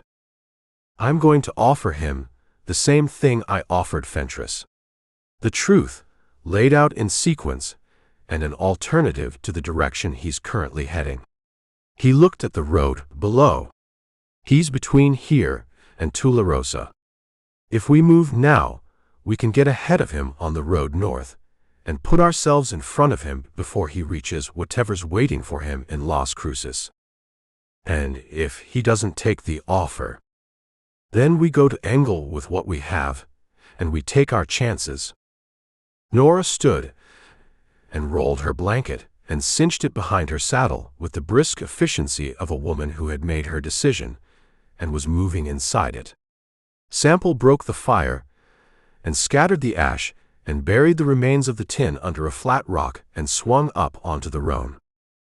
They rode down from the foothills to the valley road and turned north, back toward Tularosa, back into the midday heat that hammered the pale hardpan and sent its own heat upward to meet the sun's, and the horizon ahead of them shimmered with the movement of air over hot ground, the road dissolving in the distance into something that looked like water, the desert's old joke at the expense of the thirsty. They found Blaine 6 miles north of Las Cruces, on a section of road that ran between 2 low stands of mesquite with no elevation and no cover. He was alone, moving south at a walk, and he saw them coming from 200 yards and stopped and sat his horse and watched them come without reaching for his gun, which told Sample more than if he had reached for it. Sample pulled up 10 feet from him. Blaine was younger than he'd expected from Nora's description, 26 or 27, with a straight-shouldered carriage that suggested the military and his background, and a face that had been a good face 2 weeks ago, and was currently the face of a man who had not slept and had been thinking about the same problem from every angle for days without arriving at a satisfactory solution. He wore his badge. This struck Sample as significant. "Sample," Blaine said. "Deputy, I have a warrant for your arrest." He said it without moving his hand toward his gun, which was a significant departure from the usual procedure of men who were going to enforce warrants. "You have a blank warrant with a forged authorization," Sample said. "Signed by a federal judge named Carver, who is in Thaddeus Galt's arrangement up to his collar." Blaine's face did not change in any dramatic way. A small tightening at the corners of his eyes. The look of a man hearing his own private knowledge spoken aloud by someone who should not have it. "How do you know about Carver?" "Fentress," Sample said. "We talked this morning. He's running by now, which means the two riders Galt sent to find him are going to find an empty room and draw their own conclusions about what Fentress told us before he left." Blaine sat his horse and looked at the road south and looked at Sample and looked at Norah. He looked at his hands on the reins. "You've been sending wires to Galt," Sample said. "You found the procedural pattern in the Tularosa records, and you understood what it meant, and you sent Galt 3 telegrams in 2 days because you thought if you kept him informed he'd keep you protected. But he didn't respond the way you needed him to, did he?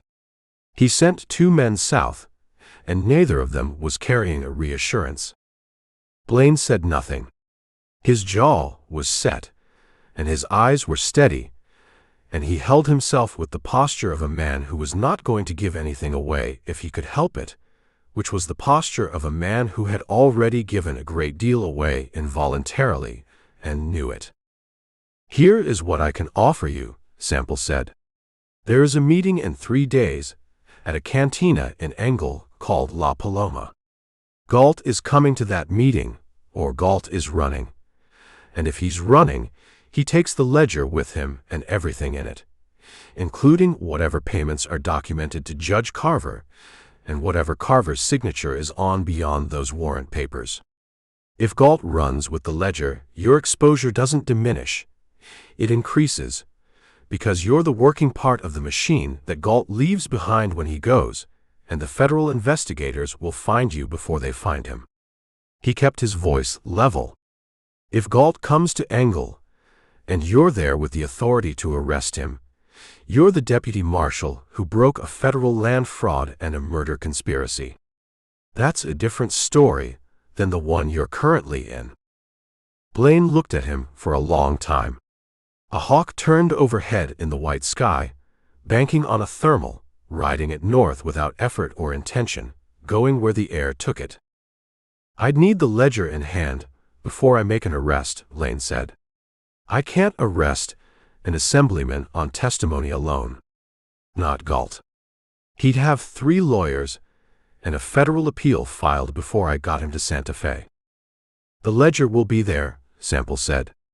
And then, because it was the truth and the truth was what he had to work with, "I believe it will be there. I can't guarantee it." Blaine looked at Norah. "Who are you in this?" "Nora Vane," she said. "My brother was Cale Vane.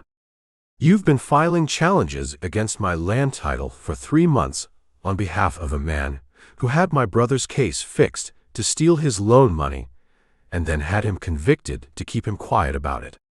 She held Blaine's eyes without heat, without performance. "I'm the person who has spent 18 months building the evidentiary record that makes this case prosecutable. Without what I've put together, you have Sample's word against an assemblyman's. With it, you have a federal land fraud spanning 3 counties, documented from the first voided claim to the last." Blaine looked at her for a moment. He looked at the road south and then north. He put his hand to the badge on his coat and touched it, not straightening it, just touching it, the unconscious gesture of a man checking whether a thing he has been carrying still belongs to him. "Engel," he said. 3 days. "La Paloma," Sample said. "Come in the back. Don't come in uniform, and don't bring anyone from your office. When Galt is talking, and the ledger is on the table, that's when you walk in." Blaine nodded. Once, the nod of a man committing to a calculation rather than a cause, which was honest, and which Sample could work with. He put his heels to his horse, and rode north, past them, toward Tularosa, toward the records he had been reading, and the evidence he now knew he was going to have to stand behind regardless of the cost. Sample watched him go. Nora sat her horse beside him, and they both watched the deputy marshal diminish on the road until he was a shape, and then a suggestion, and then nothing. "He'll come," she said. "He'll come." Sample pulled the roan's head around toward the south. 3 days to get to Engel and set up the room and be there when Galt arrives. He looked at the horizon. "And 3 days for everything we've just set in motion to come apart in ways I haven't thought of yet." "You could try being optimistic," Nora said. "I could," he agreed. "I'll let you know how that works out." She rode south, and he went with her, and the road unrolled ahead of them in the hard afternoon light, white and empty, and leading toward a reckoning that had been building for 4 years, and that was going to arrive in 3 days in a back room of a cantina in a town neither of them had reason to know. And whatever happened there was going to determine what was left of both their lives when the dust settled and the talking was done. The desert did not care about any of this. It ran on either side of the road without comment, unchanged by the human arrangements being made across its surface, patient in the way of things that have been there long before and will be there long after, and the horses moved through it south toward Engel, and the heat pressed down on everything equally, the way heat did, the way the territory always did, without preference, without mercy, and without the slightest interest in how the story ended. Chapter 5. Engel was the kind of town that existed because the railroad needed water, and the desert did not volunteer it. A stop, not a destination. The Elephant Butte Reservoir had not yet been built, and the Rio Grande ran low and brown through the valley 2 miles to the west. And the town sat between the river and the Fra Cristobal Range with the temporary confidence of a settlement that knew its reason for being, but had not yet decided whether the reason would last. 2 streets of substance. A depot. A freight office. 3 saloons, graded by ambition from the one nearest the depot, which served railroad men who had money and standards, to La Paloma at the south end of the 2nd Street, which served everyone else and asked no questions about the category. Sample arrived the afternoon before the meeting, alone, Norah having ridden a different road. He spent the remaining daylight walking the town in the unhurried manner of a man with nowhere particular to be, which was the best cover available, and the only kind he trusted, because elaborate cover required remembering, and remembering under pressure was where plans broke. He found the back entrance to La Paloma, through the alley between the cantina and the cooper's shop adjacent, a door of raw pine that opened inward on a short corridor leading to the rear room, which ran about 20 feet by 12, and held a table, 4 chairs, a single lamp on a wall bracket, and a window facing the alley that had been boarded from the inside at some point in the past and never unboarded, so that the room had no natural light and the lamp was always necessary. The proprietor of La Paloma was a man named Delgado who had operated the cantina for 11 years, and who, when Sample put $40 on the bar and explained what he needed the back room for, looked at the money and looked at Sample's face and said, 24 hours. After that, I don't know you, and this conversation didn't happen. Sample said that was fine. Delgado took the money and went back to his bottles. That evening, Sample sat in the back room and ate a plate of beans Delgado's wife sent back through the corridor, and drank 1 glass of rye and thought about the shape of the next morning. He had done this before meetings for 20 years, sat alone in a quiet room the night before and run through the ways the plan could break, and what he would do when it did, because plans always broke somewhere. The question was only where and how badly. The meeting was set for 10 in the morning. Galt would arrive from Socorro, 6 hours north, which meant he had left at first light or the night before. He would bring at least one man, possibly two, not more, because more men was more witnesses, and Galt understood witnesses. Blaine would come in from Tularosa, 2 hours east, and would position himself in the cantina's front room or the alley, depending on what Sample told him, and whether Blaine followed the instruction, which was the variable Sample trusted least in the whole arrangement. Norah was the variable he trusted most, which would have surprised him 3 days ago. He blew out the lamp, and lay on the floor in the dark, and did not sleep much, and what sleep he got was the shallow kind that left him aware of the room changing temperature as the desert night moved through its hours.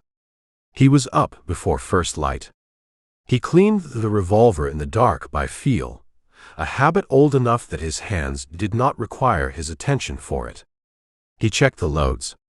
He put the gun back on his hip, and sat in the chair, and watched the light come under the boarded window, just a thread of it at the board's lower edge, and listened to Engel wake up. Norah knocked twice on the alley door at 7:30. He let her in.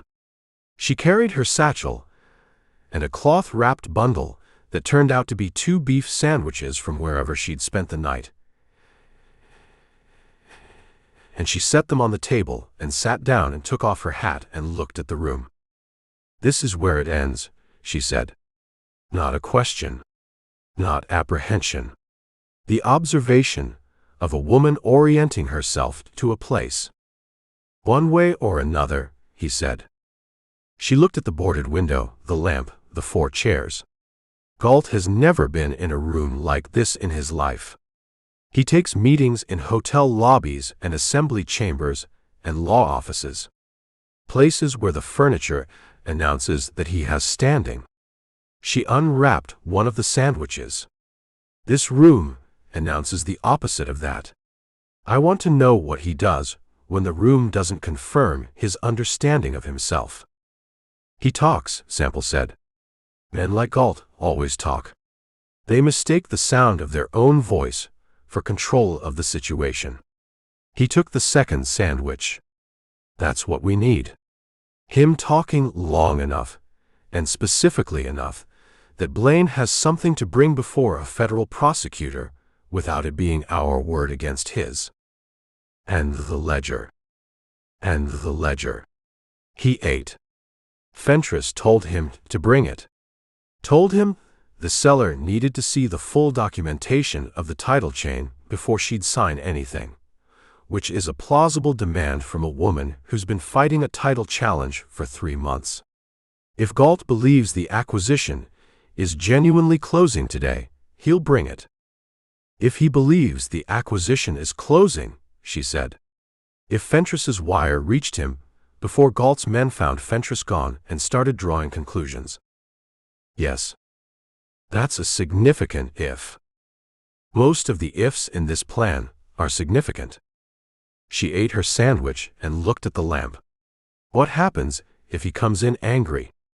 If he knows Fentress talked, and he comes here not to close a deal but to end this? "Then we have a different conversation," Sample said. But even an angry Galt is a Galt who came. A man who decided to run doesn't show up to the meeting.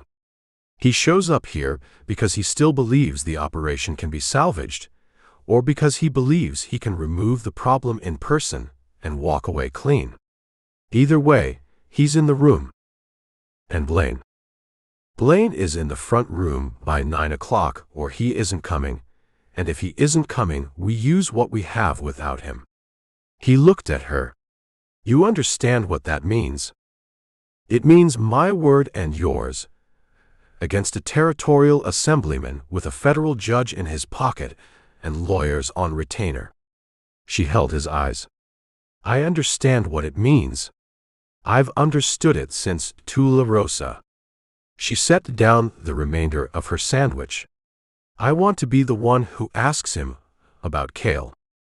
Norah.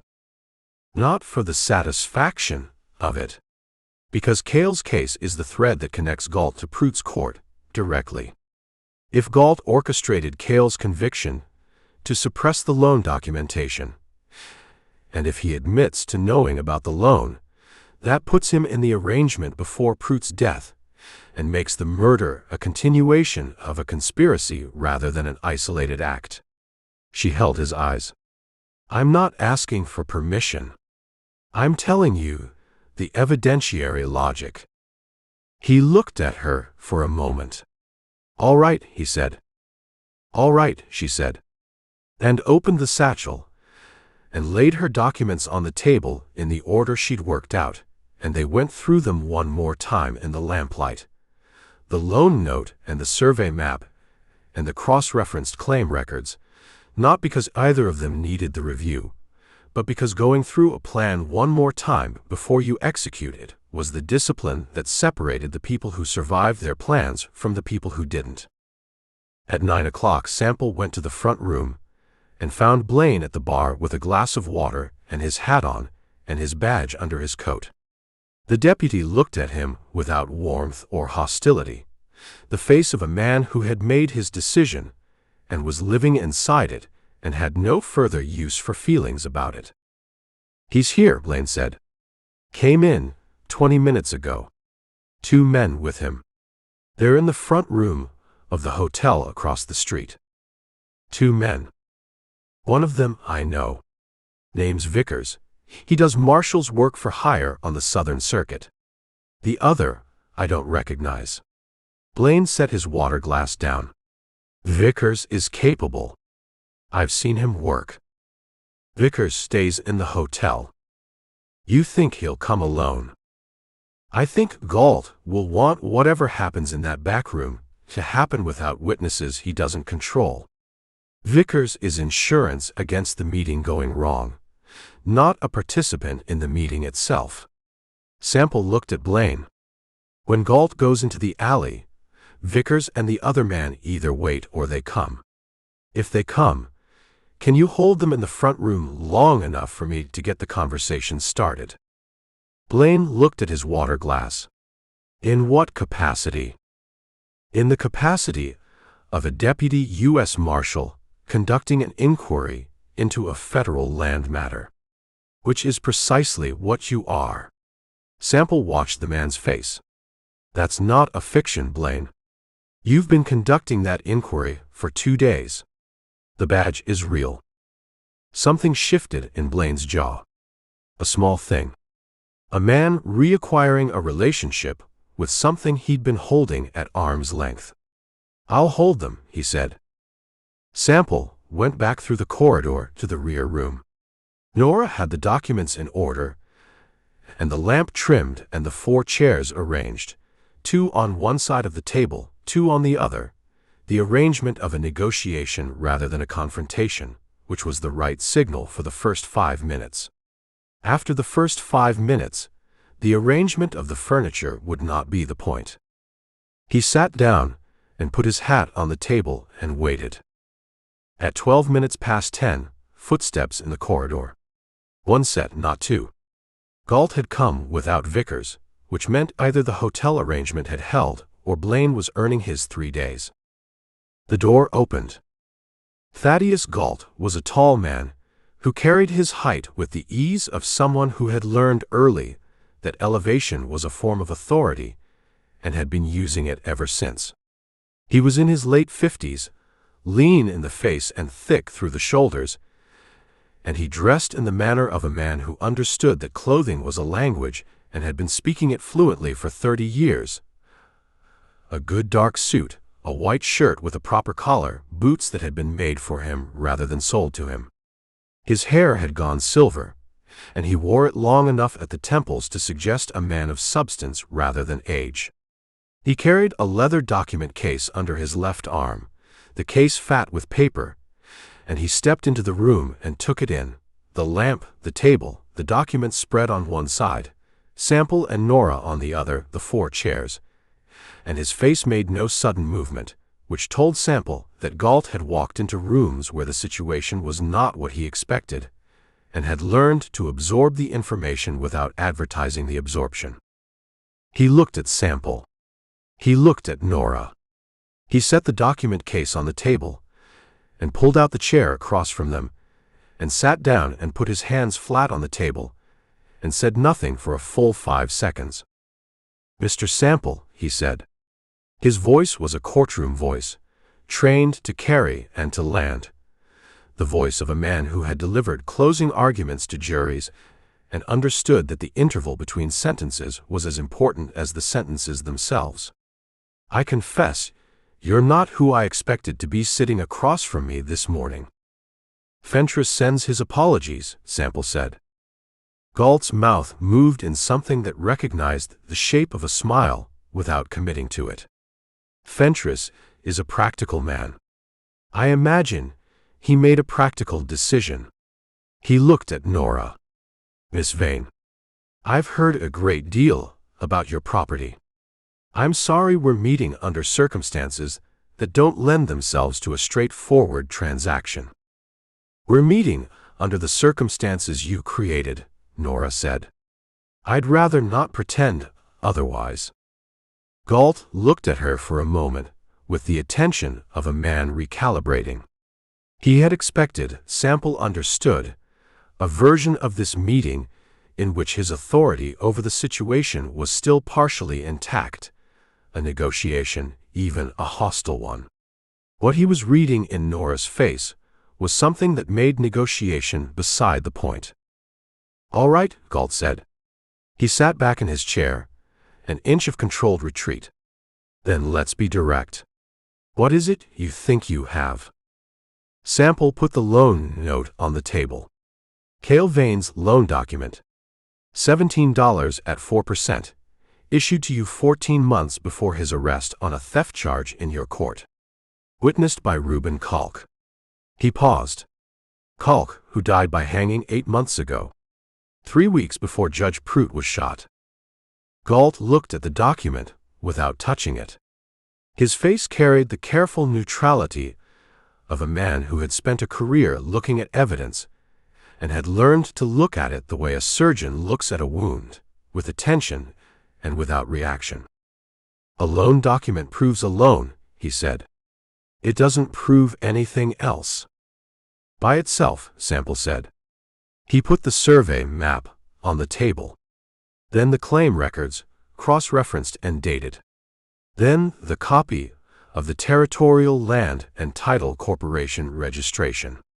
He laid them in sequence, and Galt watched each one arrive, and his face did not move, but his hands on the table, which he could not fully control, pressed slightly flatter with each document, the unconscious response of a man bracing. "The corridor," Sample said. 31 voided homestead claims across 3 counties, all processed through Prout's court on procedural grounds, all resold through a holding company registered in Santa Fe. The beneficial owner of that company is the Continental Southern Railroad, which has been planning a southern route through this valley for 3 years. He looked at Galt. "You've been the primary legislative advocate for the Continental Southern's right-of-way bill in the Territorial Assembly for 2 years. The corridor, the cleared titles form, runs directly under the projected route." He set the unsigned letter on the table, the one from Blaine's saddlebag, broken off mid-sentence. "This is your handwriting. You can tell me it isn't." Galt looked at the letter. For the first time, something moved in his face beyond calculation. The smallest contraction around the eyes, the look of a man who had believed something was safely stored and has just watched it walk into the room. "Where did you get that?" he said. "From a saddlebag," Sample said. "The saddlebag of a deputy U.S. Marshal named Cutter Blaine, who has spent 2 days reading the county records in Tularosa and understanding what he's been facilitating." He watched Galt. Blaine found the pattern in the procedural defects. The same manufactured filing error appearing across 31 separate claims. Prout was not careful about the template.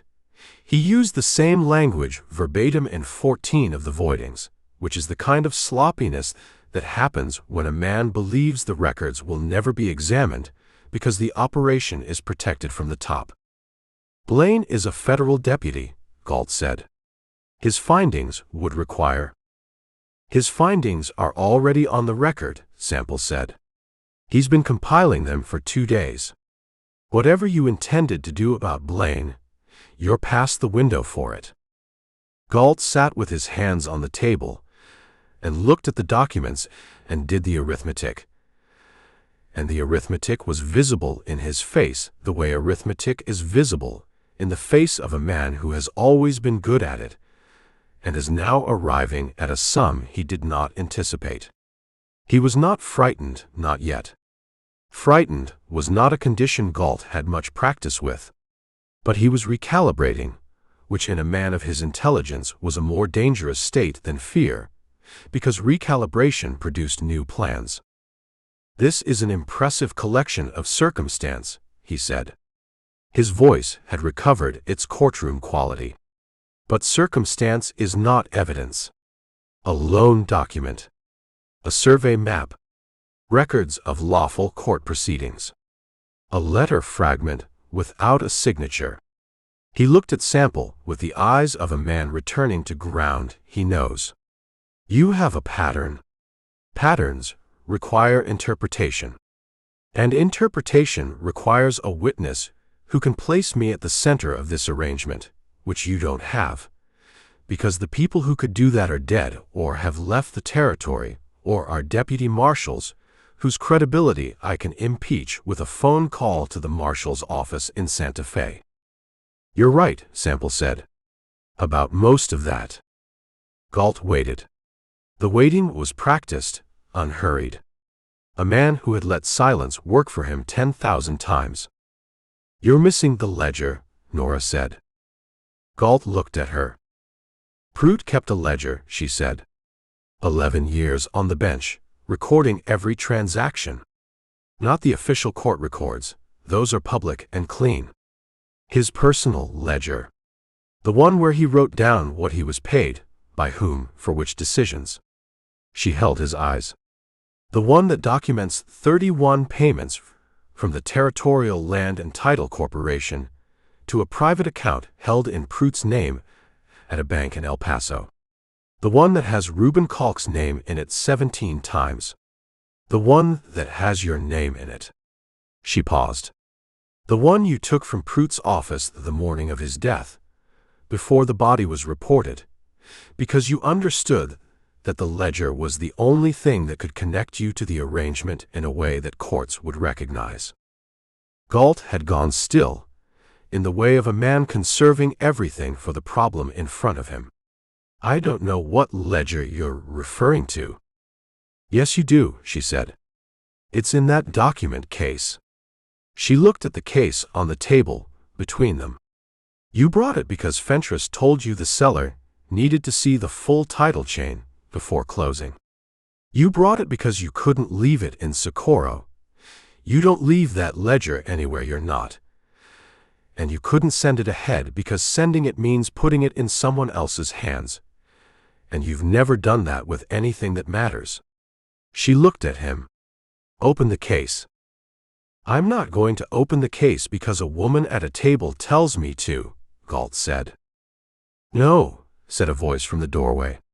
You're going to open it because I'm a federal deputy marshal, and I'm telling you to, and because the alternative is I place you under arrest right now on the strength of what I've heard in the last 4 minutes, and we sort out the case at the federal level.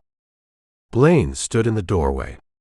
He had his badge visible on his coat and his right hand at his side, and his face had the set of a man who had come to the end of the calculations and was standing in the conclusion. He looked at Galt without apology. Vickers and your other man are in the front room, Blaine said. They'll stay there unless you call out. I'd encourage you not to call out. Galt looked at Blaine for a long moment. He looked at the badge. He looked at Sample and Norah, and the documents on the table, and the case sitting between his hands. He was doing the arithmetic one more time, running the sum from the top, checking for an error he might have made. He did not find one. He opened the case.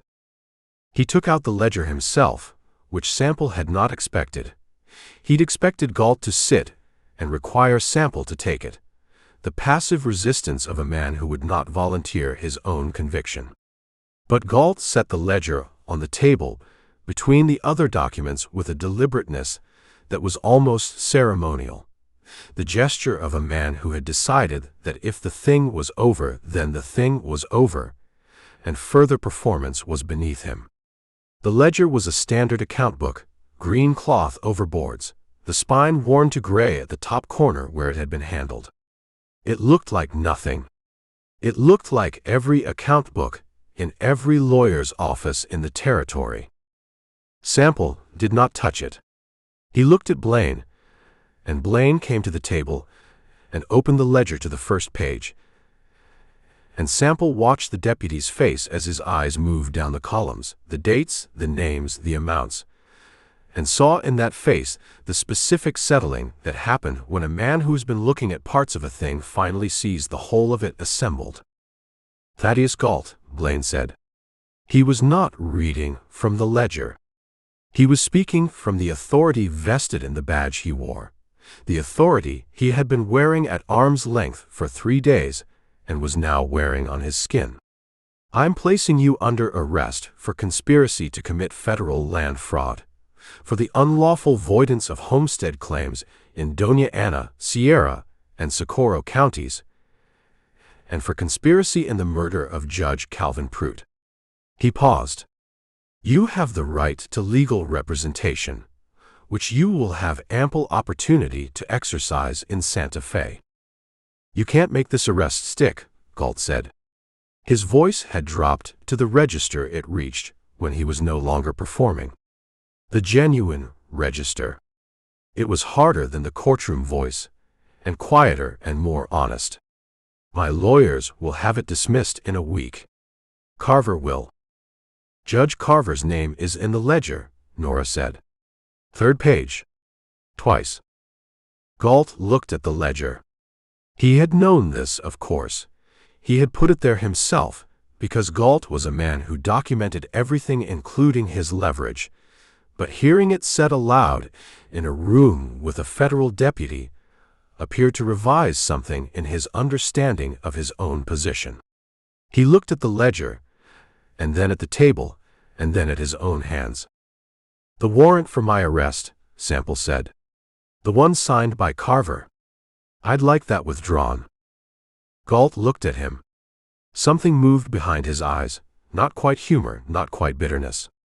The expression of a man acknowledging a completed transaction. "I'll need paper." Blaine produced a sheet from his coat pocket.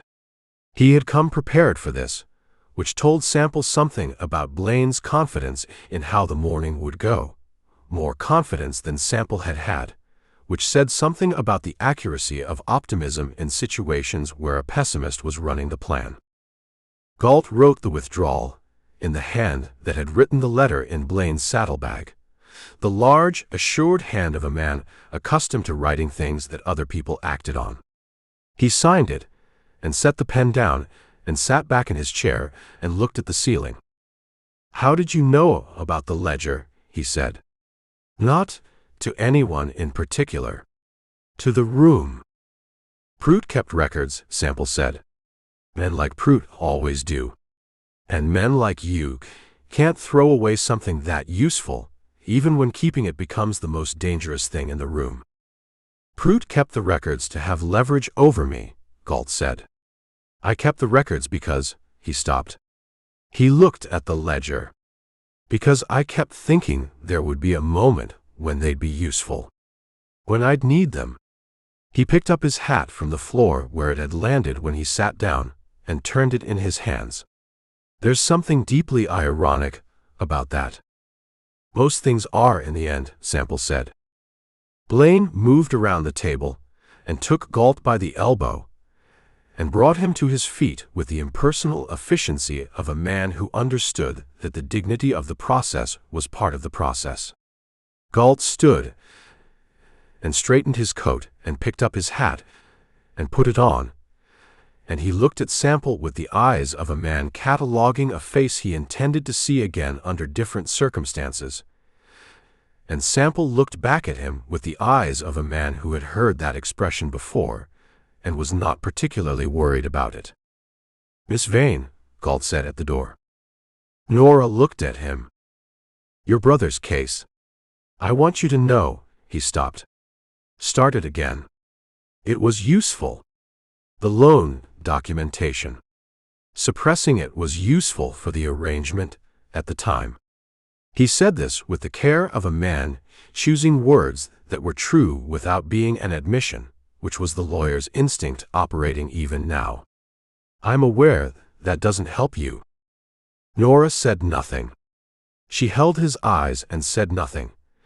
And after a moment Galt nodded once, the nod of a man receiving a verdict, and went through the door with Blaine's hand at his elbow, and they heard his footsteps in the corridor and the low exchange of voices in the front room, and then the sound of Vickers and the other man not doing anything, which was Blaine's work and the badge's work, and the morning's accumulated weight holding them in place.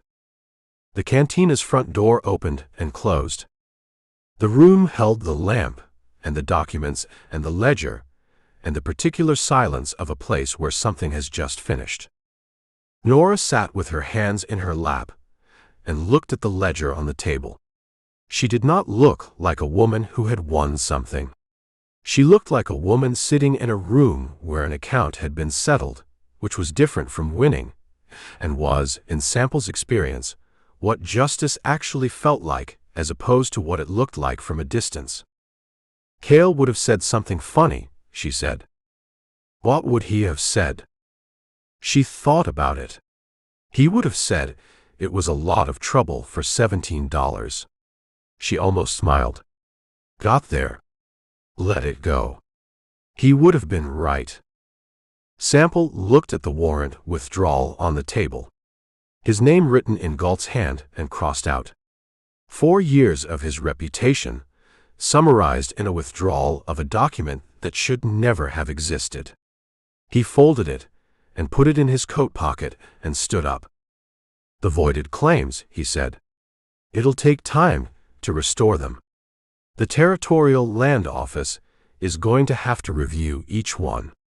Could be months." "I have time," she said. "And your title?" "Blaine's been filing challenges through the tax assessor. Blaine is going to have other things to do." She gathered her documents from the table, with the care of a woman returning them to their proper place, tucking each one into the satchel with the attention she'd brought to them for 18 months. The railroad's right-of-way bill dies in committee when Galt's arrested. The Continental Southern can survey around the valley if it wants the route badly enough. They'll have to pay fair price for what they take. She latched the satchel. Or they'll find a different route. Railroads always find a different route. "They do," he said. She stood and put her hat on, and looked around the room one more time, and whatever she was looking for or not looking for, she seemed to settle with it, because she picked up the satchel and walked to the alley door and stopped with her hand on the latch. "What do you do now?" she said. He thought about it, honestly. The bond work was still there. Ferris Cobb had not stopped being a skip because Eldridge Sample's world had turned itself inside out and back. Wickfield and Las Cruces still held the contract. $120, still not enough money to be proud of, still enough to cover the next stretch of road. He had $34.60 to his name. He had 17 rounds in the revolver, 11 in the rifle, 9 loose. He had the roan, and the coat, and the notebook with Galt's name at the top of the list and his own name at the bottom. The bottom entry now as resolved as it was going to get. "Same thing I was doing before all this," he said. "Looking for people who don't want to be found." "You're good at it," she said. It was not a compliment exactly. It was the acknowledgement of a fact the way you acknowledged a fact about weather. Present, observable, neither good nor bad in itself. "I'm good at it," he agreed. She pulled the alley door open, and the morning came in, the smell of the cooper's wood shavings, and underneath that the perpetual mineral smell of the desert, and the sound of Engel conducting its ordinary business beyond the alley, wagons and voices, and a child running somewhere on the next street, making the sound children made when running was itself sufficient reason. "If you come through the Tularosa Basin," she said, "there's water at my place. For the horse." She looked at the alley and not at him. "That's all I'm offering." "That's a fair offer," he said. She went out.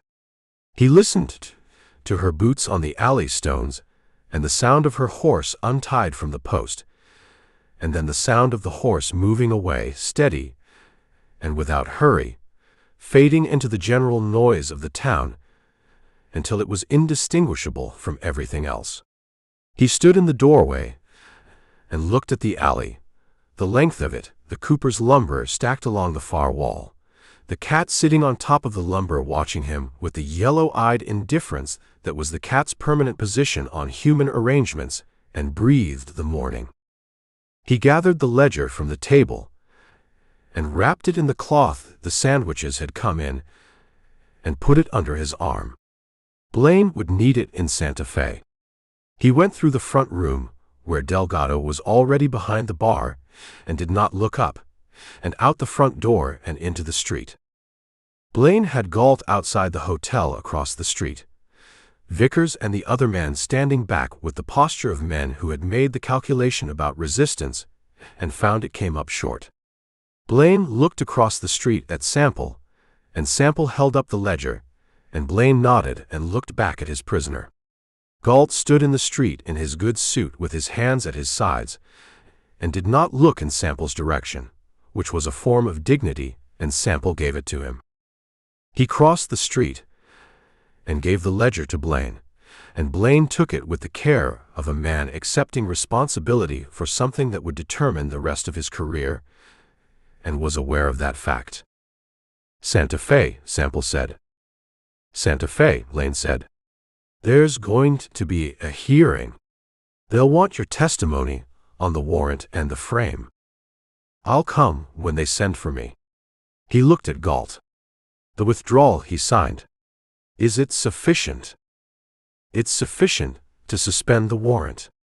Getting it fully vacated takes a federal judge." Blaine paused. "Not Carver?" "No," Sample said. "Not Carver." He stepped back and watched Blaine get Galt and the two other men moving north toward the depot, toward the train that would carry them to Santa Fe, and the machinery of federal law, which was slow and expensive and imperfect, and was, in the absence of anything better, what the territory had. He watched until they turned the corner at the depot and were gone from his sight. He walked back to the livery where he'd put the roan, and paid the liveryman, and saddled the horse himself, and led it out into the street.